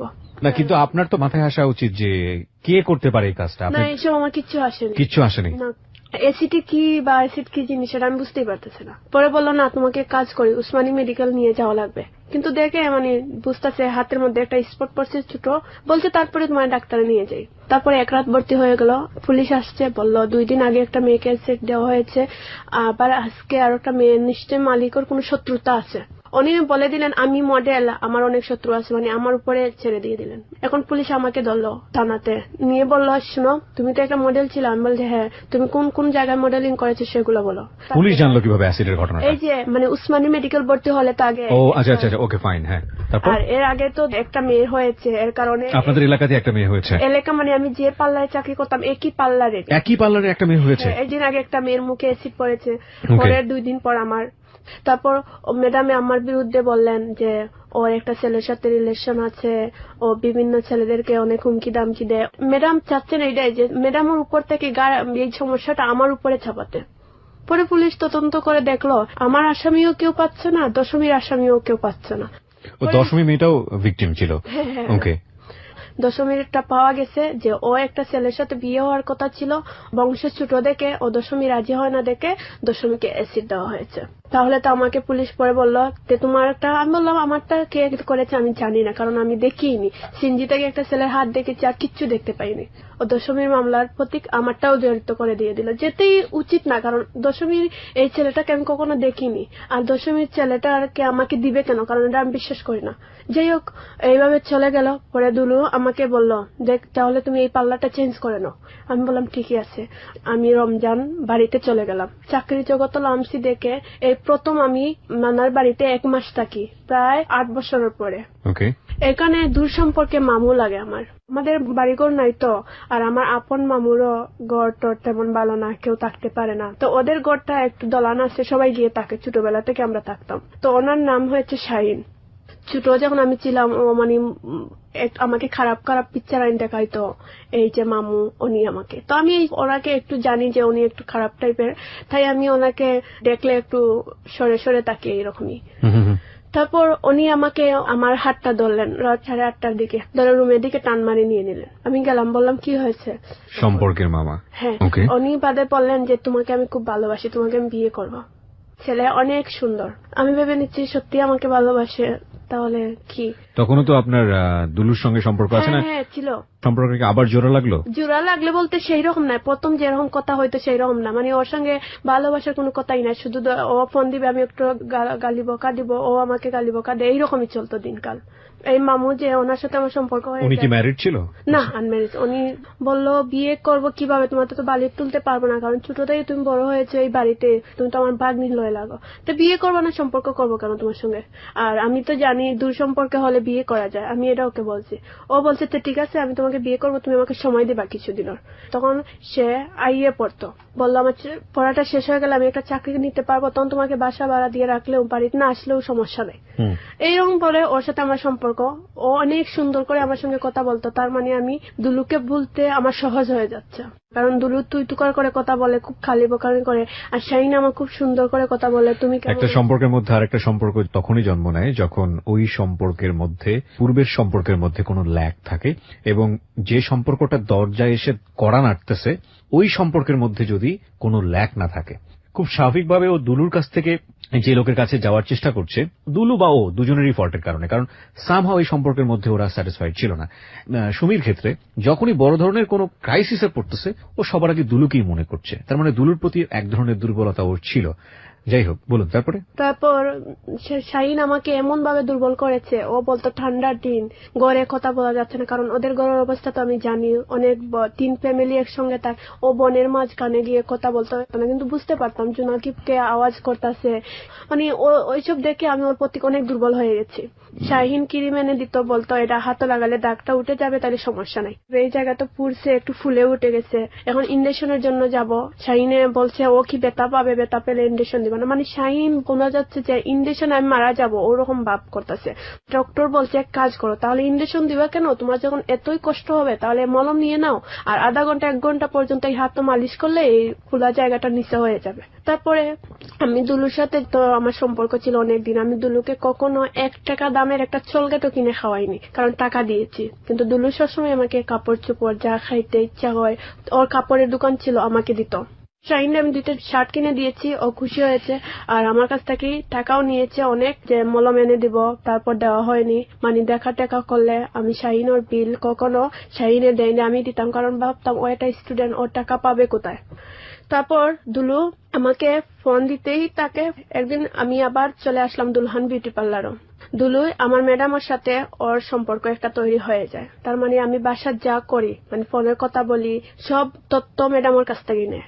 আমি যখন দুপুরে বাসা চলে আসতাম খাওয়ার জন্য, ম্যাডামে ফোন করে ওকে দোকানে নিয়ে বলবো যে দুলু বাবা তুমি জানো না তুমি কার লোক ধরেছো। দুলুকে বলতো? হ্যাঁ বলতো। দুলুর সঙ্গে আপনার ম্যাডামের পরিচয় হলো কিভাবে? হ্যাঁ, যে আমি দুলহান বিউটি পার্লারে আবার চলে যাই, আর আমার ম্যাডামও ছিলেন, মানে একটু টাকা আলা দেখলে এরকম করতেন। তারপর দুলুকে উনি মনে মনে ভালোবেসে ফেলছেন। দুলু তো আংটি ডাকে। আমার কাছে রাত ম্যাডাম যাবেন, গিয়ে দুলুকে লাইনও রাখবেন। আমার ম্যাডাম আমার কাছে এসে আমার একটা বয়ফ্রেন্ডকে আমার কথা শোনাচ্ছেন, সেটা তো আমি বুঝতে পারবো না। বালিশের কাছে আমার ওনার ফোনটা রেখে যাবেন। তো আমি তো শাহিনের সাথে কথা বলতেছি, সব ধরনের কথা বলতেছি, দুলু শুনতো। উনি রাত প্রায় 1 ঘন্টা পর, আধা ঘন্টা পর আসবেন, এসে বলবেন সুমি মা ঘুমিয়ে গেছো? আমি বলছি না, আংটি হয়ে গেছে। পরে আমার কাছে আসবেন, এসে বুঝতে পারতাম যে উনি বালিশের কাছে হেলান দিয়ে বালিশ হাতাচ্ছেন, কিন্তু ফোন যে সেটা আমি জানতাম না। এইরকম 15-20 দিন হয়েছে। দুলু আমাকে বললো এই তুই জানোস তোর সব ধরনের তথ্য পাই কিলা? আমি বললাম কিলা? তোর ম্যাডাম যে বালিশের কাছে, তোর ম্যাডামের মোবাইল রাখে সব শোনায়, তুই কি জানোস? আমি বললাম না। পরে আমি দেখতাম যে কে আমাকে সিএনজি দিয়ে ফলো করে, কিন্তু কে করে সেটা আমি জানতাম না। আমি যখন দুলহানে 3 মাসের কাছাকাছি হয়ে গেল, তখন আমি আসছি বাসাতে খেয়ে, একটা সিএনজি অনেক দূরে ছিল, আমাকে দেখে খুব স্পিডে সিএনজিটা চালাইছে, আমার কাছে এসে আবার স্লো হয়ে গেছে। তার মানে আমার ভিতরের মধ্যে একটা ভয় জেগে গেছে, আবার সেম এসরে বাইর করছে। একটা ছেলে ছিল, আমি ছেলেটাকে স্পষ্ট বুঝতে পেরেছি, ছেলেটা অনেক সুন্দর ছিল, অনেক লম্বা ছিল, কিন্তু ছেলেটাকে আমি কখনো দেখিনি। একে দেখে আবার নিচু হয়ে গেছি। নিচু হওয়ার সাথে সাথে আবার একটা গেট ছিল, গেটের মধ্যে সব পানিগুলা পড়ে গেল। গেটের দিকে তাকিয়ে দেখতেছি গেটের রং পড়তেছে, আমার পিঠিত পড়ছে, জায়গাটা ফুলে উঠছে, কিন্তু মানে বোঝাতে পারতেছি না। মানে এটা পড়ার পরে আপনার মধ্যে হয় না চলতেছে বা না, মানে কিছু না, সব তো আমার কাপড়ে পড়ছে। আচ্ছা, তাহলে কাপড়টা সব ছিদ্র ছিদ্র হয়ে গেছে। আমি এই কাপড় কিনে পার্লারে গেছি, গিয়ে আমি কান্না করে সবাইকে বলতেছি দেখো আমার সঙ্গে এইসব কেন হচ্ছে। ওরা বলছে তুমি এক কাজ করো, তুমি কাপড়টা চেঞ্জ করে নামাজ 2 রাকাত পড়ো, আল্লাহর কাছে কোনো মাপ চাও। এটা কে বলছে আপনাকে? আমার একটা পার্লারে বিউটিশিয়ান আপু বলছে তাহলে এক কাজ করো, তুমি পার্লার সিলেট ছেড়ে দাও, তোমার সঙ্গে হয়তো কোনো বড় ধরনের শত্রু রাখছে, তোমার ক্ষতি করবে, কিন্তু দেখো তোমার যদি বড় ধরনের কিছু হতে পারে। আমি বলছি না আপু, আমি থেকে চলে যাব। এইরকম একটা ঘটনা আপনাকে ফার্স্ট টাইম করলো ট্রাই, সেটা সাকসেসফুল হলো না, সেকেন্ড টাইম ট্রাই করছে, সেটাও সাকসেসফুল হলো না, তো আপনার সঙ্গে সঙ্গে পুলিশের কাছে যাওয়া উচিত ছিল না? কে করছে, কিভাবে করছে? আমি ভাবতেই পারিনি যে আমার কোন দুশ্মন। আমি এটাই ভেবেছি হয়তো ছেলেরা ফাজলামি করতেছে, মেয়েদেরকে রাস্তা পেলে এরকম কিছু ভয় দেখাচ্ছে, আমাকে কেউ ভয় দেখাচ্ছে। আমি কিভাবে পুলিশের কাছে যাব? আমি তো লোক চিনি না। ওকে ওকে, কার বিরুদ্ধে কি করব? তাই আমি ভাবছি এই পার্লার ছেড়ে আমি ঢাকায় চলে আসবো। ঢাকায় একজন ভাই আছেন, ওয়ারির জায়গাটার নাম, উনি একজন মিডিয়াত কাজ করেন, ওনাকে আমার স্বপ্ন সবকিছু বলছি যে আপনি আমি এরকম নায়িকা হতে চাই। উনি বলছে সমস্যা নাই, তুমি আমার পার্লারে আসো। আমি বলছি আমি 12,000 স্যালারি পাই, খাওয়া টাকা সব মালিকের, আর আমার স্বপ্ন দিকে একটু সাহায্য করবেন বলছেন। তাহলে আমি প্রিপারেশন নিচ্ছি যে আমি এই পার্লারটা ছেড়ে দিব। এখন তো আমার ম্যাডাম পাগল হয়ে গেছে, আমি যে পার্লার ছেড়ে দিব, আমার মতো মেয়েরা পুরা 20-25 হাজার টাকা স্যালারি পাবে, কিন্তু আমি তো কম টাকায় করতেছি, কারণ আমি একটু ভালোবাসা পাই দেখে ম্যাডাম আমাকে খুব ভালোবাসেন, কিন্তু আবার আমার মন্দই করতেছে। তারপর দুলুর কাছে উনি অনেক ধরনের আমার রিপোর্ট দিচ্ছেন যে সুমি এই ছেলের সাথে দেখা করে, কিন্তু কিচ্ছু করি না আমি। বিশ্বাস, আমি মেয়ে ভালো না, খারাপ মেয়ে, তুমি এই মেয়েকে বিয়ে করতে চাচ্ছ বাবা, ও খারাপ মেয়ে। তো দুলুকে বললো তুমি যদি বিশ্বাস না করো তাহলে ওর কাছে যে 2টা ফোন আছে, তুমি আজকে রাত আমার বাসার যখন যাবো, তুমি আমার বাসার গেটের সামনে দাঁড়া থাকবা সিএনজি নিয়ে, তখন তুমি বিশ্বাস করতে পারবা। ওখান থেকে ও সিএনজি নিয়ে বাসার সামনে কারা। তুমি বাসার সামনে কেন? বললো তোর ব্যাগটা দে। আমি বললাম ব্যাগ দিব কেন? কিন্তু এই দিন আমি এক ফোনের মধ্যে 2টা সিম ঢুকাল ছিল, প্লাস একটা ফোন আমার অফ ছিল পার্লারে। তো বললো তোর ফোনটা দে, তোর কাছে 2টা ফোন আছে। আমি কই এই দেখো আমার একটা ফোন, 2টা ফোন কোথায় দিয়ে আসবে? পরে আমার চুলের মধ্যে ধরছে, আমি ওকে আমার মোবাইলটা দিয়ে দিছি। এখন ওকে বলছে যে তুমি বিশ্বাস করো না, দেখো আমার ফোনে একটা নেটওয়ার্ক, কিন্তু একটা নেটওয়ার্ক আমি এমনিতে রাগ করে কিসের জন্য অফ করে দিয়ে দিছিলাম, শাহিনের সাথে রাগ করে। ওকে, ও শাহিনের সঙ্গেও তখন রিলেশন ছিল। ওর এই সেটের ভিতরে 2টা সিম আছে। ওখান থেকে ও কথা বলে বলে ব্যাটারি খুলতে তাকে, ফোনের ব্যাটারি খুলে দেখে 2টা সিম। তার মানে আমার সিএনজি খুব মারামারি করছে, আমাকে চুলো ধরে টানছে, তাকে নিচে লামাইয়া লাত্তি উত্তি দিছে। সিএনজি ড্রাইভার বললো ভাই তাক, আর ওকে মারার দরকার নাই, চলেন। ও সিএনজি হয়েছে পরিচিত ফ্রেন্ড এটা। তারপর ও চলে গেল। আমি বাসায় এসে খুব কান্নাকাটি কইলাম না, আমার এই মাসটা কবে পূর্বে, আমি এই জায়গা থেকে চলে যাব। মাসটা তো আর পুরতেছে না। ডিসেম্বর মাসটা আমার যা মনে হচ্ছে 1 বছর। জানুয়ারির 1 তারিখ আমি পার্লার ছেড়ে দিব। আমার ম্যাডাম শুধু একটা পরে একটা আমার বিষয়ে খারাপ খারাপ কথা বলে যাচ্ছেন। ও দিন দিন আমার সঙ্গে অনেক খারাপ ব্যবহার করে, রাস্তাঘাটে মারধর করবে, খালি ফলো করে, খালি সন্দেহ করে, এইসব ওর বেড়ে যাচ্ছে। এখন শাহিনকে বললাম শোনো তুমি আমাকে বিয়ে করবা? ও বললো তাহলে আবার ঢাকা যাওয়ার 2 মাস পরে তোমাকে আমি কোর্ট ম্যারেজ করে ফেলবো। মেট্রিকের পরীক্ষা দিয়ে দিলে আমি তোমাকে সার্টিফিকেট দিয়ে সেই কলেজে তোমাকে ভর্তি করে দিয়ে দেবো। তাইলে একটা সিদ্ধান্ত আসলাম, আমি বিয়ে করে নিব, তাহলে দুলু আমার জীবনে আসবে না। দুলুর সাথে আমার ডিসেম্বরের 22 তারিখ একটা কথা হয়। দুলু আমাকে একটা কথা বলেছে, সুমি তুমি আমাকে বিয়ে করবা? আমি বলছি না। বলে তুমি যেটা করছো, যে মডেলিং করছো, এগুলা ছাড়বা? আমি বলছি না, আমি এগুলা ছাড়বো না। বলছে তুমি জানো এই যে মিডিয়ার জগৎটা কিরকম? আমি কই জানি, আমার স্বপ্নের জন্য আমি সব করতে পারি। তুমি দেহ দিতে পারবা ছেলেদেরকে? আমি বলছি অবশ্যই, আমার স্বপ্ন তো পূরণ হবে। এগুলো আপনি বলেছেন? হ্যাঁ, ওকে আমি বলেছি, কিন্তু এটা আমার মনের কথা না, ওকে আমি জাস্ট রাগানোর জন্য আপনি কথাগুলো বলেছেন। ওকে।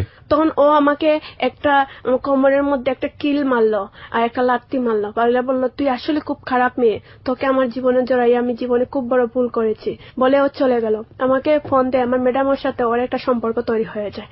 ম্যাডাম হয় ওর জন্য পাগল হয়ে যায়, ছেলেকে প্রতিদিন ফোন দিবে। ও তো কথা বলে শুধু আমার খবর জানার জন্য, আমি কি করি না করি। যদি ম্যাডামের সাথে একটা সম্পর্ক রাখে তাহলে তো ম্যাডামে ওকে আমার সত্যি কথাটাই বলবে। হ্যাঁ, আর ম্যাডামে যে সব সত্যি বলে না সেটা ও বুঝতে পারেনি।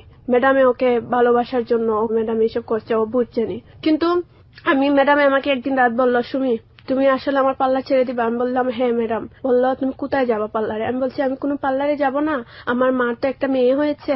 আমি এমনিতেই বললাম যে খেসকি করতে পারবেন না, তাই আমি কিছুদিন থাকবো, মাকে একটু সাহায্য করে আমি চলে আসবো, আপনার এখানে আসবো। উনি বিশ্বাস করেন, ভাবছে হয়তো আমি আসবো না, এই কথাই বলছি।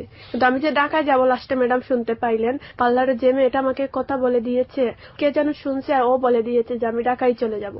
সবকিছু জানিয়ে ওকে বুঝিয়ে বললেন যে ও সুমি ঢাকা চলে যাচ্ছে, বাবা তোমাকে ভুলে যাবে, তুমি এই মেয়ে ছেড়ে দাও। দুলু আমার সাথে আর কোনো কথাবার্তা বলেনি। ডিসেম্বর 5 দিন আগে ও আমাকে একটা ড্রেস গিফট করে, বললো সুমি এই ড্রেসটা আমি নিয়ে আসছি ঢাকা থেকে আমার দোকানের জন্য, ড্রেসটা তোমাকে খুব সুন্দর লাগবে, এই ড্রেসটা তুমি লং করে বানাবা। আমি বলছি আচ্ছা, আমি তো লং জামা পরি না, আমি শর্ট করে বানাবো। বলছে না, তুমি লং বানাবা। ডিসেম্বর 22 তারিখ আমি জামাটা সেলাই দিয়েছি, আমার চুলে এই কালারটা দিয়েছি, যেতে আমি কালার দিতে চুলে পছন্দ করি, কালারটা একটা বিউটিশিয়ানের হাতে দেওয়া। আমি আজ 8টার সময় গোসল করে বাইর হয়ে যাচ্ছি রাস্তার দিকে। আমার ম্যাডাম আমার হাতে 2টা আলুর ব্যাগ তুলে দিয়েছেন, আলু নিয়ে যাব। ম্যাডাম পিছিয়ে পিছিয়ে, আমি আগে আগে। আমি রাস্তাতে অনেক উষ্টা খাচ্ছি, মনে হচ্ছে যে বাসার ভিতরে আমি জলদি যাব। মানে আমার ইচ্ছে হয়েছে যে আমি গেটের ভিতরে তাক দাগিয়ে দেবো। আমার মনের মধ্যে খালি ভয় লাগতেছে, কারণ আমি গাড়ি দেখলে আমি মনে হচ্ছে চমকে যাচ্ছে, এরকম একটা ভয় দেখাচ্ছে। তারপর আমি গেটের ভিতরে ঢুকলাম, পাশে দিকে হাতে ডাইন সাইডে দেখি একটা ছেলে একটা মগ নিয়ে দাঁড়িয়ে আছে। মগ নিয়ে? হ্যাঁ, একটা মগ নিয়ে দাঁড়িয়ে আছে। প্রায় সময় এই বাসা চুরি হতো, 2 মাস 15 দিন পর পর চুরি হতো বাসাটা। দুলু আমাকে একদিন রাত বলে, চুর টুর আসলে যদি মানুষ দেখে তাহলে চুর দৌড় মেরে দেয়। আমার এই ছেলেটাকে দেখে আর মগ হাতে দেখে মনে হলো চুর। আমি কাছে গিয়ে দাঁড়ালাম, দাঁড়িয়ে ছেলেটার মুখ দিকে তাকালাম। তারপর দেখি আমাকে কি গরম একটা বাতাস আমার মুখের মধ্যে এবং কি শরীরের মধ্যে রাখলো, একটা পানির মতন লেগে আমার শরীরে গরম বাতাস লাগলো, ধুমা বাইর হইতেছে। আমি অন্ধকারের মধ্যে পড়ে গেলাম, আমার মাথার সেন্স ছিল না। 5 মিনিট পর দেখি আমি একটা অন্ধকার রাস্তায় আমি কাউকে খুঁজে পাচ্ছি না, জোরে জোরে কান্না করতেছি, কেউ নাই পাশে। আমার ম্যাডাম আমার সঙ্গে ছিলেন, কিন্তু গেলেন কোথায়? আমি এখন বাসাও দেখতে পারতাছি না, চক্ষু সব ঝাপসা, ধুমা উঠতেছে, গন্ধ হয়ে গেছে জায়গাটা। কিন্তু উপশহর রাস্তা তো, সাইডের দিকে গাছ গাছালি, আমি কিচ্ছু দেখতে পাচ্ছি না। আমি একটু পর চিল্লাইতে চিল্লাইতে বাসার ভিতরে ঢুকলাম। আমার ম্যাডামে বাসার দরজাটাও খুলে দেননি আমাকে, অনেক জোরে জোরে থামাচ্ছি, আন্টি দরজা খুলো, আবার চলতেছে, কেউ দরজা খুলেনি। 10-15 মিনিট পর দরজা খুলে, সবাই দরজার থেকে খুলে সবাই যার যে রুমও দরজা লাগিয়ে বসে থাকে। আমার পাশে আসছে না, আমাকে কেউ একটু পানিও দিচ্ছে না আমার শরীরও। আমি জোরে জোরে চিৎকাচ্ছি, আন্টি আমার শরীর চলছে, আমি চোখে কিছু দেখতে পাচ্ছি না। ওরা কেউ আমাকে একটু পানি দেয়নি। আমি কি করব? আমার গার্জিয়ানকে আমার ম্যাডাম কি বলেছে সেটা আমি জানি না, কিন্তু আমার ম্যাডাম দুলুকে ফোন দিল। দুলু দেখি পরে তাড়াতাড়ি চলে আসলো উসমানী মেডিকেল। ও বললো আমার ম্যাডামকে। আমরা এখানে একটা বিরতি নেব প্রিয় শ্রোতা। মানুষের জিঘাংসা কত ভয়াবহ হতে পারে, মানুষ কতটা ভয়াবহ অমানুষ হতে পারে, সেটার বোঝার জন্য ওকে একবার দেখা উচিত। এই কারণে যে ওর ফেসটা কি হয়েছে এবং ও কি ছিল আপনারা বুঝতেই পাচ্ছেন। ও একজন অ্যাসিড সার্ভাইভার। ওর উপরে 3 বার অ্যাসিড ট্রাই করা হয়েছে, প্রথম 2 বার সাকসেস হয়নি। ও আসলে যে ধরনের ফ্যামিলি ব্যাকগ্রাউন্ডে বড় হয়েছে সেখানে ওকে সাপোর্ট করার মতো কেউ ছিল না। 3 বারের বার গিয়ে যারা চেষ্টা করেছে তারা সাকসেস হয়েছে। এবং ওর যে এখন বর্তমান কি অবস্থা সেটা দেখতে হলে আপনারা ফেসবুকে আসুন। আমি ছবি দিয়ে দিয়েছি, ছোট্ট একটা ভিডিও দিয়েছি। আমার ফেসবুকের ঠিকানা www.facebook.com/kibriya.rj। আমি আবারও বলছি www.facebook.com/KEBRIA.RJ। পেজটি আছে আরজে কিবরিয়া নামে। পেজটিতে লাইক দিলে আপনি লাইফ টাইম এখানে কানেক্টেড থাকতে পারবেন। আমি ফিরে আসব ভেরি শার্প মাত্র 4 মিনিট পর।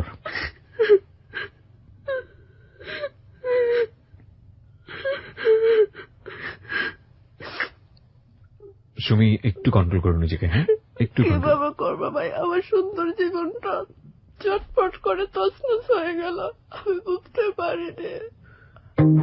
Close Up presents Hello 8920. Close Up.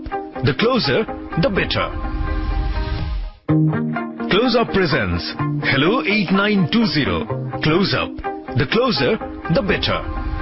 আরো একবার আমন্ত্রণ প্রিয় শ্রোতা। 4 মিনিট পর আপনারা শুনছেন হ্যালো 8920 এবিসি রেডিও এফএম 89.2 তে। আমি আরজে কিবরিয়া রয়েছে আপনার সঙ্গে, এবং সুমি রয়েছে আজকে এখানে নিজের জীবনের অপ্রিয় সত্য নিয়ে। যারা জীবনের গল্প নিয়ে কিছু বলতে চান তারা আমাদেরকে ফোন করবেন। আমাদের ফোন নম্বরটি হচ্ছে 09613892 আমি আবারও বলছি 09613892। সুমি, তারপরে কি হলো? তারপর আমি কিচ্ছু বুঝতে পারিনি। পরে দেখি আধা ঘন্টা। ওই সময়টাকে রুমের মধ্যে নিয়ে গিয়ে একটু পানি টানি দেয়া বা এরকম কিচ্ছু দেননি। আমি পানি কুচ্ছি, আমাকে কেউ পানি ডালেনি। উসমানী মেডিকেল গিয়েছি, শুধু জানছি এতটুকু, আমার জ্ঞান ফিরছিল। উসমানী মেডিকেল একটু শুধু শুনছি পুলিশ আসছে, সবাই ভিডিও করছে। কত সালের ঘটনা এটা? 2014 ডিসেম্বর 22 তারিখ। 2014 সালের ডিসেম্বরের 22 তারিখ। ওকে। তারপর আমার ফোনটা নেই আমার কাছে।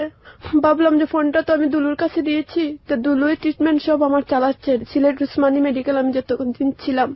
তারপরে আমি বুঝতে পারতেছি না, পুলিশ জিজ্ঞাসা করছে তোমাকে কে দিয়েছে, কারণ আমি নিজের চোখে কাউকে দেখিনি। আমি বলছি একটা অচেনা ছেলে যাকে আমি জীবনে দেখিনি, এই ছেলে দেখেছি, কিন্তু কোথায় বাড়ি এইসব কিছু জানি না। কিন্তু দুলুই আমার উপর যে সেবা যত্ন করছে আমাকে। পুলিশ বলছে একটা তোমার এটা সত্যিকারের প্রেম, এত বিপদে তারপরে তোমার পাশে। পুলিশও বুঝতে পারেনি দুলু এই কাজ করেছে। আমি তো কখনো কোনোদিনও বিশ্বাস করি না যে দুলু এসব করবে। পুলিশ আপনাকে এটা বলেছে? হ্যাঁ। পুলিশ কিভাবে জানলো এটা? দুলুই আমার ওষুধ এনে দিচ্ছে, খাওয়াচ্ছে, বাথরুমে নিয়ে যাচ্ছে। আমার গার্জিয়ান হিসেবে কেউ নাই। আমার মামা আমার মাকে আসতে দিচ্ছে না। এমনকি পুলিশ জিজ্ঞাসা করছিল দুলু তোমার কি হয়, আমি বলছি আমি ওকে ভালোবাসি। বাদে লাস্টে বোঝা গেল পুলিশ আমাকে বলছে দুলুই আমাকে এসি দিয়েছে। কিন্তু আমি এই কথা বিশ্বাস করিনি, কারণ আমি যত সময় ধরে দুলুর মুখটাকে না শুনবো আমি বিশ্বাস করতে পারবো না। পরে আমাকে শিফট সার্ভাইভার ফাউন্ডেশন থেকে কিছু লোক যায় নিয়ে আমাকে ঢাকায় নিয়ে আসে। প্রায় 2-2.5 মাস ঢাকা মেডিকেল ছিলাম। এইখান থেকে আমি সুরজা SF সার্ভাইভার ফাউন্ডেশনে চলে আসি। এখানে আসার পরে আমার চিকিৎসা হয়েছে। এমনকি তারপরে ওরা জিজ্ঞেস করছে কে অ্যাসিড দিয়েছে, আমি বলছি আমি জানি না, কিন্তু সব লোকে বলছে যে দুলু দিয়েছে। কিন্তু দুলুকে অ্যারেস্ট করা হলো, জেলও নেওয়া হলো। আমি তারপরে বলছি যে দুলু আমাকে অ্যাসিড দেয়নি, আমি জানি না, দুলু দিতে পারে না। একবার ওই বললে 3 বার না বলি, কারণ এটা বিশ্বাসের বাইরে। আমি 1 থেকে 2 বছর পর্যন্ত চোখে কিচ্ছু দেখিনি। আমি আমার 2টা চোখ ডক্টর বলছে নষ্ট হয়ে গেছে। আমার বাংলাদেশের কোনো ডক্টর আমার চোখের রিস্ক নিতে চাচ্ছে না। অ্যাসিড সার্ভাইভার ফাউন্ডেশন থেকে আমাকে চেন্নাই পাঠানো হয়। অ্যাসিড সার্ভাইভার ফাউন্ডেশন আপনি যোগাযোগ করেন কিভাবে? কারা আপনাকে ওখানে পাঠিয়ে এই দেয়? যে তোমার ব্র্যাকের মাধ্যম থেকে। ওকে, চেন্নাই- তখন পুলিশ দুলুকে অ্যারেস্ট করে রেখেছে, তাই তো? হ্যাঁ হ্যাঁ।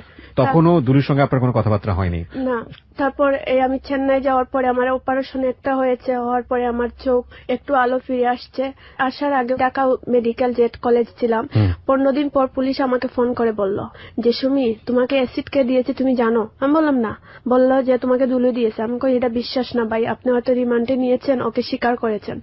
বলল না, ও নিজের মুখে স্বীকার করছে, তুমি জানো আমি ওর উপরে কোনো হাত তো তুলিনি, ও নিজের মুখে স্বীকার করছে। আমি বলছি না, আপনি মিথ্যা কথা বলছেন ভাই, আমি এটা বিশ্বাস করি না। পরে উনি বলছেন বিশ্বাস না করলে বোন কিছু করার নাই, আমি এটা তোমার মাথা রাখতে হবে, দুলু তোমাকে অ্যাসিড দিছে। আমার মা জেনে গেল যে দুলু আমাকে অ্যাসিড দিয়েছে। আমার মা আসছে আমার সঙ্গে ঢাকায়। তারপর আমাকে নিয়ে আসা হয় এই সিআরপি অ্যাসিড সার্ভাইভার ফাউন্ডেশন, এইখানে নিয়ে আসা হয়। এখানে অ্যাটেন্ডেন্স যারা আছে আমার সবাই যত্ন করতো। আমি মুখও তুলে ভাত খেতে পারতাম না। তারপরে আমার মা চলে গেছে, তো আমার খেতে হতো, হাঁটাচড়া করতে পারতাম না। তারপরে তো আমার মা নাই, আমার করতে হতো। আমার খুব কষ্ট লাগতো যে এই সময় আমার একটা গার্জিয়ান ছিল না। আমার জীবনে কোনোদিনও কি গার্জিয়ান আল্লাহ দেয়নি। খুব কষ্ট হতো যে এই অবস্থা থেকে আমার একা একা থাকতে হয়েছে, আমার পাশে কাউকে পাইনি। আমি সুস্থ থাকতে আমার মা বাবা ছিল না। আমার মনে হতো আমার পাশে সবাই আছে, কিন্তু অসুস্থ হওয়ার পরে যে মা বাপ নাই, মানে আমার যে অ্যাসিডে আমার জীবনটা নষ্ট হয়ে গেছে সেটা আমি কখনো ভাবিনি। তো এইটাই ভাবতাম সবসময়, আমার জীবনে কি সত্যি কেউ নাই। তারপর দুলু তো জেলে, এই নিয়ে আমার খুব টেনশন চিন্তা। দুলুকে পুলিশ আন্তাজি কেন ধরলো, দুলুকে রিমান্ডও নিছে এর জন্য, না হলে দুলু এইসব করবে কেন? এইসব নিয়ে আমার মাথায় অনেক কাজ করছে, কিন্তু আমি তো সব জায়গায় বলে যাচ্ছি দুলু এইসব করতে পারে না। আর এই মেডিকেল সুবিধা পেয়েছি। আমার মা কয়েকদিন পর পর আসে, এসে আমাকে দেখে যায়। আমি আস্তে আস্তে সুস্থ হতে থাকলাম, কিন্তু আমি চোখে দেখি না। যখন বাথরুমে যেতাম একা একা হাতায় হাতাইয়া, কমেন্ট মনে করে ফ্ল্যাটও বসে যেতাম। তাই রুমে আসতাম, দরজা মনে করে ওয়ালের সাথে ঢুস খেতাম। কখনো বিছনা শুতে পারতাম না, নিচে বিছনা বলে শুয়ে পড়তাম। অন্ধ জীবন যে এত কষ্ট আমি ভাবতে পারিনি কখনো। মানে তখন কি আপনি একেবারে পুরোপুরি চোখে দেখা অফ? আমি 1টা থেকে 1.5টা বছর চোখে দেখিনি। কোথায় কোথায় লেগেছিল আপনার অ্যাসিডটা? আমার সম্পূর্ণ ফেসে, চোখে, 2 হাতে আর পেটে। মানে আপনার সঙ্গে যখন আমি কথা বলি, তারপরে এএসএফ এর অ্যাসিড সার্ভাইভার ফাউন্ডেশনের কোন একজন ডক্টর আমার সঙ্গে কথা বলেছিলেন, আমি নামটা মেনশন করতে পারছি না। উনি আমাকে যেটা জানালেন যে আপনার শরীরে 23% বার্ন হয়েছে। পুরো শরীরে 23%? আমার 2টা পাও ভালো, পেটে পড়েছে, 2 হাতে পড়েছে, মুখে পড়েছে, আমার মাথা পিঠ সম্পূর্ণ ভালো। মানুষের উপরে ডিপেন্ডস করে তো সবসময় ভাত খাওয়াইয়া দিবে না, নিজেরটা নিজে খেতে। এই 2 হাতে আমার ব্যান্ডেজ ছিল, আমি ভাত বেকা করলে সোজা করতে পারতাম না, সোজা করলে বেকা করতে পারতাম না, খুব কষ্টে খেতাম।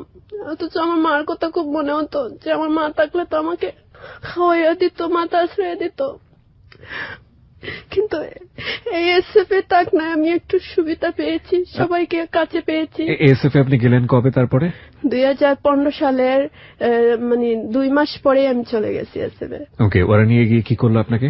ওরা নিয়ে আমাকে চিকিৎসা দিল, চোখের চিকিৎসা, এমনকি চোখের জন্য যে আমাকে চেন্নাই পাঠালেন ইন্ডিয়া। 50% আশা দিলেন যে না, একটু ভালো হওয়ার আশা আছে। একটা অপারেশন হলো, ডক্টরও খুব খুশি হয়েছেন যে অপারেশন করছেন। বললেন যে না, তোমার চোখের আলো একটু ফিরে আসছে, আল্লাহর কাছে এটাই শুকর আলহামদুলিল্লাহ।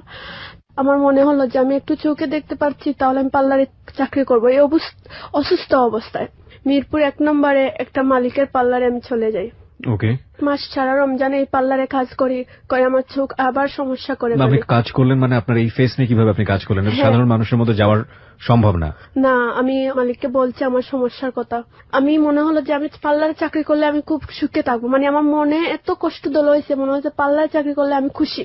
শুধু মনটাকে খুশি করার জন্য আমার চোখটা খারাপ করে দিয়ে দিলাম। আবার এই এসএফ এর সবাই আমাকে নিতে আসছে, আমাকে নিবে চোখের জন্য চেন্নাই। আমি যাব না, পার্লারে চাকরি করবো। ওরা এক অবস্থায় আমাকে খুব টানাটানি করে তুলা দিয়ে গাড়িতে নিয়ে এসে আমাকে আবার চেন্নাই পাঠানো হয়। ডাক্তার বেশি দেখে আমাকে খুব কষ্ট পেয়েছে যে তোমার চোখটা আমরা ফিরিয়ে একটু আনলাম, আবার খারাপ করে দিয়ে দিলাম।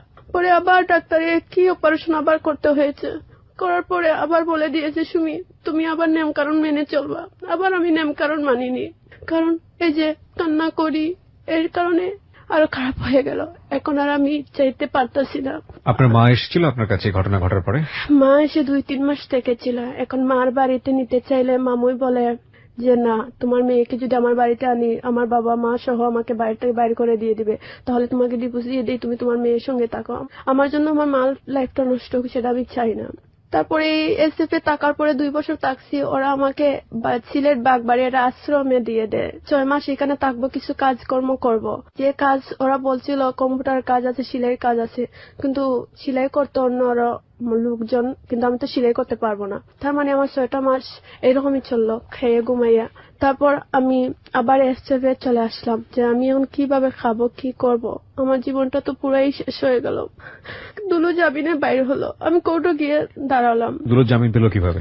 আমি কোর্টে গিয়েছি, দুলুর মুখ থেকে শুনতে চাই সত্যি কথাটা। আচ্ছা, যে দুলু আমাকে পুলিশ আপনাকে কি বলেছিল, কি কারণে দুলু মেরেছে? দুলু যে এই কথা বলেছে যে আমাকে নিয়ে বারবার ঘুরাতে হয়, বেড়াতে হয়, তাই এটা দুলুর পক্ষে সম্ভব না, তাই ভাবছে এসিড দিয়ে দিলে সুমি সরে যাবে।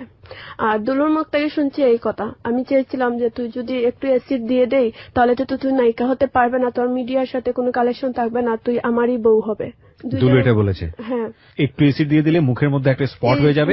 মুখের মধ্যে দুলু বলেনি, দুলু বলছে যে ছেলেটাকে অ্যাসিড দেওয়ার জন্য বলছে। ওকে বলছে যে তুমি শরীরের বডির মধ্যে হাতে বা পায়ে দিয়ে দিলে ওর তো একটা খুঁত থাকবে। আর ও ছেলেটা নেশা করে আমার ফেস টু ফেস মুখে মেরে দিয়ে দিচ্ছে। ওকে, মানে ঘটনা হচ্ছে যে ছেলেটাকে এই অ্যাসিডটা দিতে বলেছে, সেই ছেলেকে সে বলেছে যে কোনো একটা জায়গায় অঙ্গহানি করে দিতে, যাতে করে ও মিডিয়াতে কাজ করতে না পারে, মডেল না হতে পারে, তাই কি? হ্যাঁ হ্যাঁ। কিন্তু যে ছেলেটা এই কাজটা করেছে সে বেসিক্যালি নেশা করত এবং 30,000 টাকা নিয়ে, এবং সেই ছেলেটা আপনাকে ডিরেক্টলি মুখে মেরে দিয়েছে। হ্যাঁ। ওকে, তারপর আমি দুলুকে জিজ্ঞেস করলাম, থানাতে গিয়ে জিজ্ঞেস করলাম দুলু কে দিয়েছে। দুলু বললো হ্যাঁ আমি দিয়েছি। আমার তখন খুব কষ্ট লাগলো, মনে হলো যে আমার আসমান ভেঙে মাথায় পড়ে গেল। যার সাথে আমি বলতে মানে আমার জীবনটাই শেষ করে দিলাম। ওর সাথে তো বলতে পারলে একটা খারাপ সম্পর্ক আমার জড়ে গেছিল। ও তো জানতো যে আমার ফ্যামিলি বলতে কেউ নেই, কিন্তু ও আমার সুখটা আর একটু আনন্দটা দেখতে পারলো না, এর জন্য কেসি দিয়ে দিল। কিন্তু আমি মনে মনে অনেক ভাবছি, অনেক মানুষ বলছে যে ওকে শাস্তি সাজা আমি চাইবো, ওদের ফাঁসি চাইবো, কিন্তু জায়গা থেকে আমি ফিরবো, তার আগে প্রিয় শ্রোতা আপনাকে একটা কথা আমি বলতে চাই। বিষয়টা হচ্ছে দেখেন, এখানে দুলু যে ছেলেটাকে ও লাভ করতো, সে ছেলেটা ওর জীবনের প্রথম লাভ, শারীরিক সম্পর্কের দিক থেকেও তাই, মনের দিক থেকেও সেই অর্থে তাই। কারণ আগের যে সম্পর্কগুলো ছিল সেই সম্পর্কগুলো থেকে সে সামহাউ ব্যাটে বলে সমান হয়নি। এবং এই দুলু ছেলেটার দিকে সে এমন একটা সময় এসেছিল যখন সে মারাত্মকভাবে দুটো ছেলের কাছ থেকে কষ্ট পেয়েছে। এবং ইন্টারেস্টিং ফ্যাক্ট হচ্ছে ও অন্য যে কোনো সম্পর্কে জড়াতে গিয়েছে, দুলুর কাছেই বারবার ফিরে এসছে আঘাত পেয়ে, কারণ ওটা ওর নির্ভরতার জায়গা ছিল। দুলুর জায়গা থেকে ফ্যাক্ট এটাই ছিল, যেহেতু দেখতে সুন্দর, যেহেতু মডেলিং করে, সুতরাং ও এই লাইনে চলে গেলে ওকে আমি পাবো না, ওকে যেভাবেই হোক আমার পেতে হবে, যেভাবেই হোক আমার কাছে রাখতে হবে। সেটাকে আপাত দৃষ্টিতে লাভ মনে হলেও সেটার মধ্যেও এক ধরনের ভয়াবহ রকমের অপরাধ আমরা দেখতে পাচ্ছি। সেটা হচ্ছে এই মেয়েটির অ্যাসিড ভিকটিম হওয়া। বিষয়টা যদি এরকম হতো, দুলুকে এই মেয়েটি ঠকিয়েছে এবং দুলু তার অমানুষ্যত্ব যেটা সেটা বের করে জিঘাংসার ফসল হচ্ছে এই অ্যাসিড ভিকটিম হওয়া, যেটা হয়তো বা খুব সহজ সরল ভাবেই আপনি মনে করেছেন।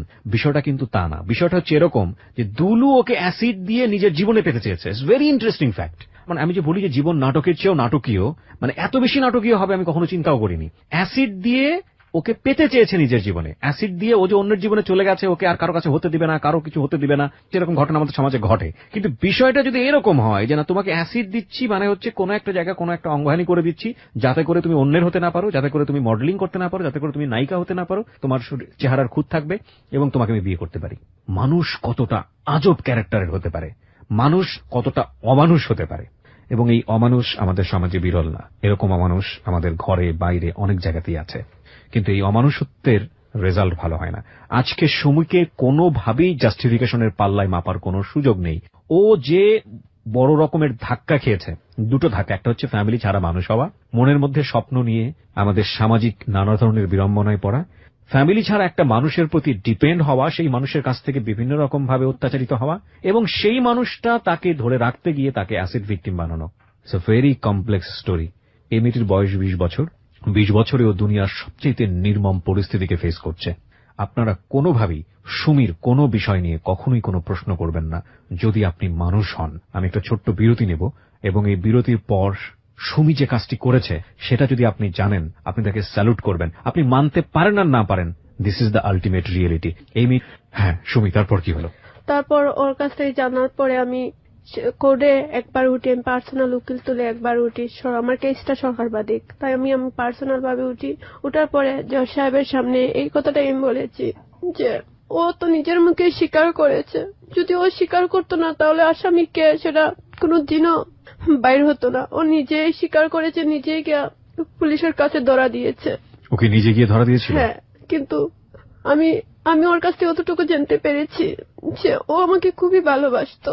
তাই আমি কোর্টে এই কথাই বলছি যে আমি তো প্রথম দেখেছি না কে বা কারা আমাকে অ্যাসিড দিয়েছে, পরে আমি জানতে পেরেছি দুলুই দিয়েছে। আমি দুলুর মুখ থেকে নিজের কানে শুনতে পেরেছি দুলুই দিয়েছে। দুলুই পারলে তো পালিয়ে যেতে পারতো, আমার চিকিৎসাটা ফার্স্ট টাইম দুলুই চালাইছে। তো ওর কারণে আমি অ্যাসিড সার্ভাইভার ফাউন্ডেশনে আসছি। আমি যদি এই কানে না নিয়ে আসতো তাহলে আমি চিকিৎসার কারণে মারাই যেতাম। ওই নিয়ে আসছে এই জায়গায়। আমার এমন কোনো গার্জিয়ান ছিল না যে আমাকে এই মেডিকেল নিয়ে আসবে। ওর জন্য আসছি, ওর জন্য আজ আমি সবকিছু পেয়েছি। আমি ওকে মাফ করে দিয়ে দিলাম, আপনারা ওকে ক্ষমা করে দেন। এটা কোর্ট মানতে চাচ্ছে না, ওর মাপ ব্যাপারটা কোর্ট মানতে চাচ্ছে না। কোর্ট ওর কোর্ট কি বলছিল? কোর্ট বলছে সেটা মাপ হতেই পারে না, তুমি নিজেকে দেখো তোমার কি করেছে, ওর ফাঁসি হওয়া উচিত, এটা বলেছে। কিন্তু আমি কোর্টের সবার কাছে, জজ সাহেবের কাছে। আপনি যেই কাজটা করবেন এটা কি কেউ আপনাকে কোনোভাবে বলে কয়ে এই কাজটা করিয়েছে? দুলু আপনার হাতে পায়ে ধরে মাপ চেয়েছে? না, দুলু চেয়েছে তুমি যদি আমার ফাঁসি না চাও, আমার শাস্তি না চাও, আমি নিজে কোর্টে দাঁড়িয়ে আমার শাস্তি চাইবো, কারণ আমি যে অপরাধ করেছি তার জন্য আমার শাস্তি হওয়া উচিত। কিন্তু তুমি একটা কথা শুনে রাখো, তোমার যে এত বড় ক্ষতি হবে সেটা আমি কখনো কোনোদিনও ভাবিনি। আমি ওকে এরকম বলিনি, তুমি আমার শাস্তি চাও নাই চাও, আমি চাইবো আমার শাস্তি। Very interesting fact.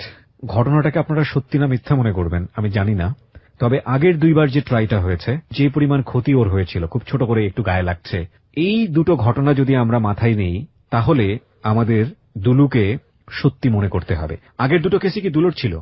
হ্যাঁ, দুটোই দুলু ছিল। এই দুটোই দুলুর ছিল। তার মানে ও যে অল্প করে ক্ষতিটা করতে চেয়েছে, এটা আগের দুটো ঘটনার সাথে যদি মিল খুঁজি আমরা তাহলে সেটা বিশ্বাস করতে হবে যে হ্যাঁ অল্প করে ক্ষতি করতে চেয়েছিল। ওকে, তারপর কি হলো?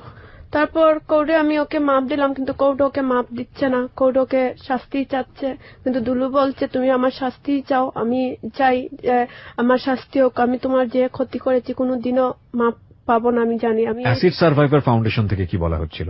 অ্যাসিড সার্ভাইভার ফাউন্ডেশন থেকে বলা হচ্ছে যে ওরা তো সব মিলিয়ে চাচ্ছেন যে তার শাস্তি হোক। ওকে, কিন্তু আমি শাস্তি চেয়ে কি করবো ভাইয়া? আপনারা হয়তো আমাকে ভুল বুঝতে পারেন, কারণ ওকে যে আল্লাহ সৃষ্টি করেছে, আমাকে তো আর শয়তান সৃষ্টি করেনি, আমাকেও আল্লাহ সৃষ্টি করেছে।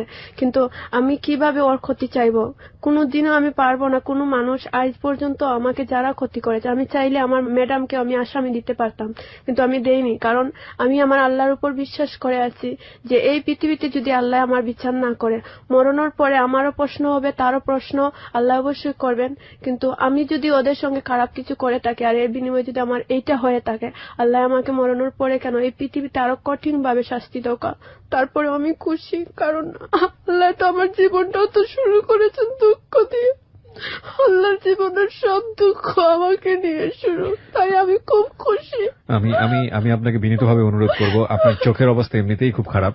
আমি তো এমনিতে অন্ধ হয়ে গেছি ভাইয়া। আপনি খুব অল্প ক্ষীণ আলো দেখেন, আপনি কান্নাকাটি করে প্লিজ নিজেকে একটু কন্ট্রোল করেন। আমি রাস্তাঘাট নিজে চলতে পারি না, আজ নিজের পছন্দ খাবার খেতে পারি না, আজ আমার প্রিয় পার্লারের চাকরি আমি করতে পারি না, আমার স্বপ্ন নায়িকা হওয়া এটাও করতে পারছি না। ভাই, আমার জীবনটা একবারে শেষ হয়ে গেল।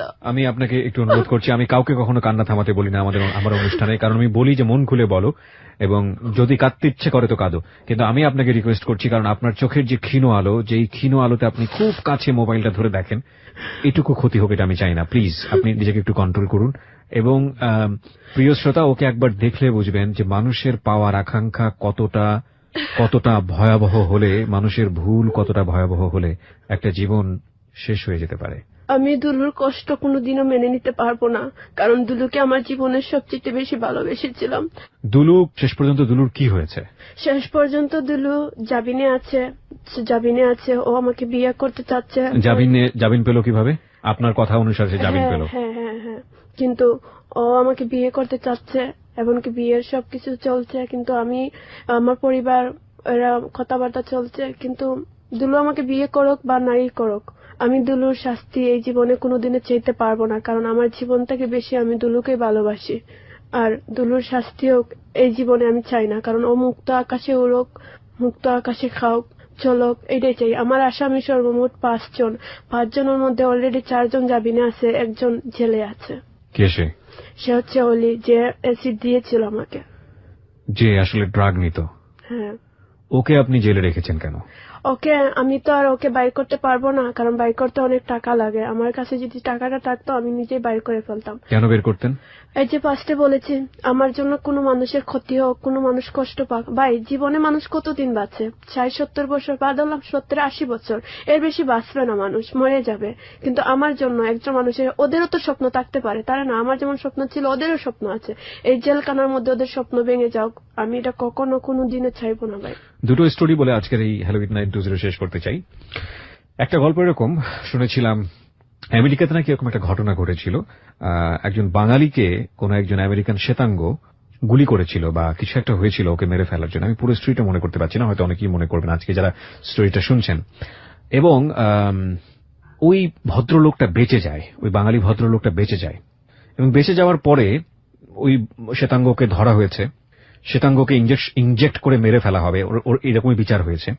পরবর্তীতে ওই বাঙালি লোকটা মৃত্যুর একেবারে পূর্ব মুহূর্ত পর্যন্ত সে নাকি আন্দোলন করেছে তাকে সেভ করবার জন্য, তাকে বাঁচানোর জন্য, কিন্তু আমেরিকান গভর্নমেন্ট যেই বিচারটা দিয়েছে তাকে, সেই বিচার থেকে তাকে সেভ করা যায়নি। আরেকটা গল্প না গান, এই গানটা দিয়ে আজকের অনুষ্ঠানটা শেষ হবে। লালনের একটা অসম্ভব সুন্দর সৃষ্টি। এই গানের মধ্যে পৃথিবীর যত বড় বড় স্যাক্রিফাইস আমরা মিথে পড়ি, মিথ মানে জানেন আপনারা, যেটা সত্যও হতে পারে, মিথ্যাও হতে পারে, কল্পকাহিনীও হতে পারে। ছোটবেলাতে যেসব ইসপের গল্পে আমরা বিভিন্ন রকমের মিথ পড়তাম, সেই সব গল্প থেকে নেয়া বেশ কিছু ঘটনার কথা এই গানের মধ্যে বর্ণনা করা আছে। এবং এই গানে একটা চমৎকার স্টোরি আছে এরকম, কোন এক রাজার ছেলে, গানটা আপনারা যখন মনোযোগ দিয়ে শুনবেন তখনই বুঝতে পারবেন, কোন এক রাজার ছেলেকে কেউ একজন হত্যা করেছে। হত্যা করবার পর সে দৌড়িয়ে রাজপ্রাসাদে এসে ওই রাজার কাছে আশ্রয় চাচ্ছে। এবং এই রাজা এতটাই দয়ালু ছিলেন যে যিনি হত্যা করেছেন, এই হত্যাকারী, তিনি তো জানতেন না যে সে রাজার ছেলে, এবং যার কাছে আশ্রয় চাচ্ছে তারই সন্তান সে। তো এটা ভেবে রাজা তাকে আশ্রয় দিয়েছিলেন, এতটাই দয়ালু ছিলেন। আমরা এসব গল্প উপন্যাসে পড়ি, এসব গল্পের বইয়ে পড়ি, এসব ঘটনা কস্মিনকালে কখনো কখনো আমাদের পাশে ঘটে, এবং তাকে আমরা আমাদের হৃদয়ের মণিকোঠায় স্থান দেই। কিন্তু আমার বাড়ির পাশেই এত বড়, এত সুন্দর, এত চমৎকার একটা গল্প ঘটে যায়, বা এত কিছু, এত মহিমান্বিত হবার মতো ঘটনা ঘটে, সেটা হয়তো আমার চোখে কখনোই পড়ে না। হ্যালো উইথ 920 সবসময় এই কথাটা বলেছে, প্রিয় শ্রোতা, অল টাইম আমরা বলেছি যে আমাদের জীবনে আদর্শের জায়গাটিতে আমরা সেই সব মানুষদেরকে বসাতেই পারি, অবশ্যই বসাতে পারি, কোনো সমস্যা নাই, কিন্তু বসালে দেখবেন জীবনটা অনেক ভারী হয়ে যায়। আমি চাইলেই কখনো মহাত্মা গান্ধী হতে পারবো না, আমি চাইলেই কখনো আইনস্টাইন হতে পারবো না, আমি চাইলেই কখনো স্টিফেন হকিং হতে পারবো না। দে আর রিয়েলি গড গিফটেড। কিন্তু আমার বাড়ির পাশেই হয়তোবা একজন মহাত্মা গান্ধী বসবাস করেন, কিংবা মহাত্মা গান্ধীর মতো ক্যারেক্টারিস্টিক্স এর একজন মানুষ বসবাস করেন, সে আমারই পাশের একজন মানুষ। কিংবা আমার বাড়ির পাশে হয়তোবা এমন একজন মহিমান্বিত, এমন একজন দয়ালু মানুষ আছেন, যে মানুষটাকে আমি ভাবে কখনো চিন্তাই করিনি, সেই মানুষটা তো আমি হতে পারি, সেই মানুষটাকে থেকে তো আমি শিখতে পারি। আজকের এই জীবন গল্প থেকে সুমির দিকে কিংবা দলুর দিকে আপনি আঙ্গুল তুলবেন কি তুলবেন না, সেটা আপনার একান্তই ব্যক্তিগত বিষয়। কিন্তু আজকের এই জীবনের গল্পের লেসন মূলত দুটো। একটা হচ্ছে প্রেম ভালোবাসা কখনোই এমন ভাবে করা উচিত না যেটা সারাটা জীবন একটা মানুষকে পঙ্গু করে দেয়। এই মেয়েটি যদি কখনো দুলুকে বিয়েও করে, দুলু যদি তার সাথে সংসারও করে, দুলু যতবার এই মেয়েটির মুখের দিকে ঝাঁকাবে, ও যদি মানুষ হয়ে থাকে, ও ততবারই যে পরিমাণ শাস্তি পাবে, পৃথিবীর কোনো আইন, কোনো আদালত তাকে অতটা শাস্তি দিতে পারবে না, ও যদি সত্যি সত্যি মেয়েটিকে ভালোবেসে থাকে। আর এই মেয়েটি ক্ষমা করে ওকে যে শাস্তি দিয়ে দিয়েছে, এগেইন আমি বলতেছি, এই শাস্তি পৃথিবীর কোনো আইন, কোনো আদালত দুলুকে দিতে পারবে না, যদি সত্যি সত্যি দুলু তাকে ভালোবেসে থাকে। আমি গানটি বাজানোর আগে আপনি আমাকে রিকোয়েস্ট করেছিলেন বিরতিতে যাবার আগে যে ভাইয়া আপনি একটা গান গাইতে চান, খুব ছোট্ট করে। হ্যাঁ, আপনি একটু শোনান আমাদেরকে। নিবেদন তোমায় রে বন্ধু, নিবেদন তোমায়, নিবেদন তোমায় রে বন্ধু, নিবেদন তোমায়। ও তুমি কি জানো না আমার কি সুখে দিন যায়, আমার কি সুখে দিন যায়। ও তুমি কি জানো না আমার কি সুখে দিন যায়, আমার কি সুখে দিন যায়। নিবেদন তোমায় রে বন্ধু, নিবেদন তোমায়, নিবেদন তোমায় রে বন্ধু, নিবেদন তোমায়। শুকনো ঘরে তাকো তুমি রে বন্ধু, ফুলের সজায়। শুকনো ঘরে তাকো তুমি রে বন্ধু, ফুলের সজায়। আর বাতাসে না শিকায় তোমার গন্ধ পাওয়া যায়, আমার কি সুখে দিন যায়। ও তুমি কি জানো না আমার কি সুখে দিন যায়, আমার কি সুখে দিন যায়। নিবেদন তোমায় রে বন্ধু, নিবেদন তোমায়, নিবেদন তোমায় রে বন্ধু, নিবেদন তোমায়। অনেক সুখে আছে আমাদের আজকের অতিথি সুমি। মন সুখ, ভালোবাসার সুখ, ভালো থাকুক সে, সেই শুভকামনা।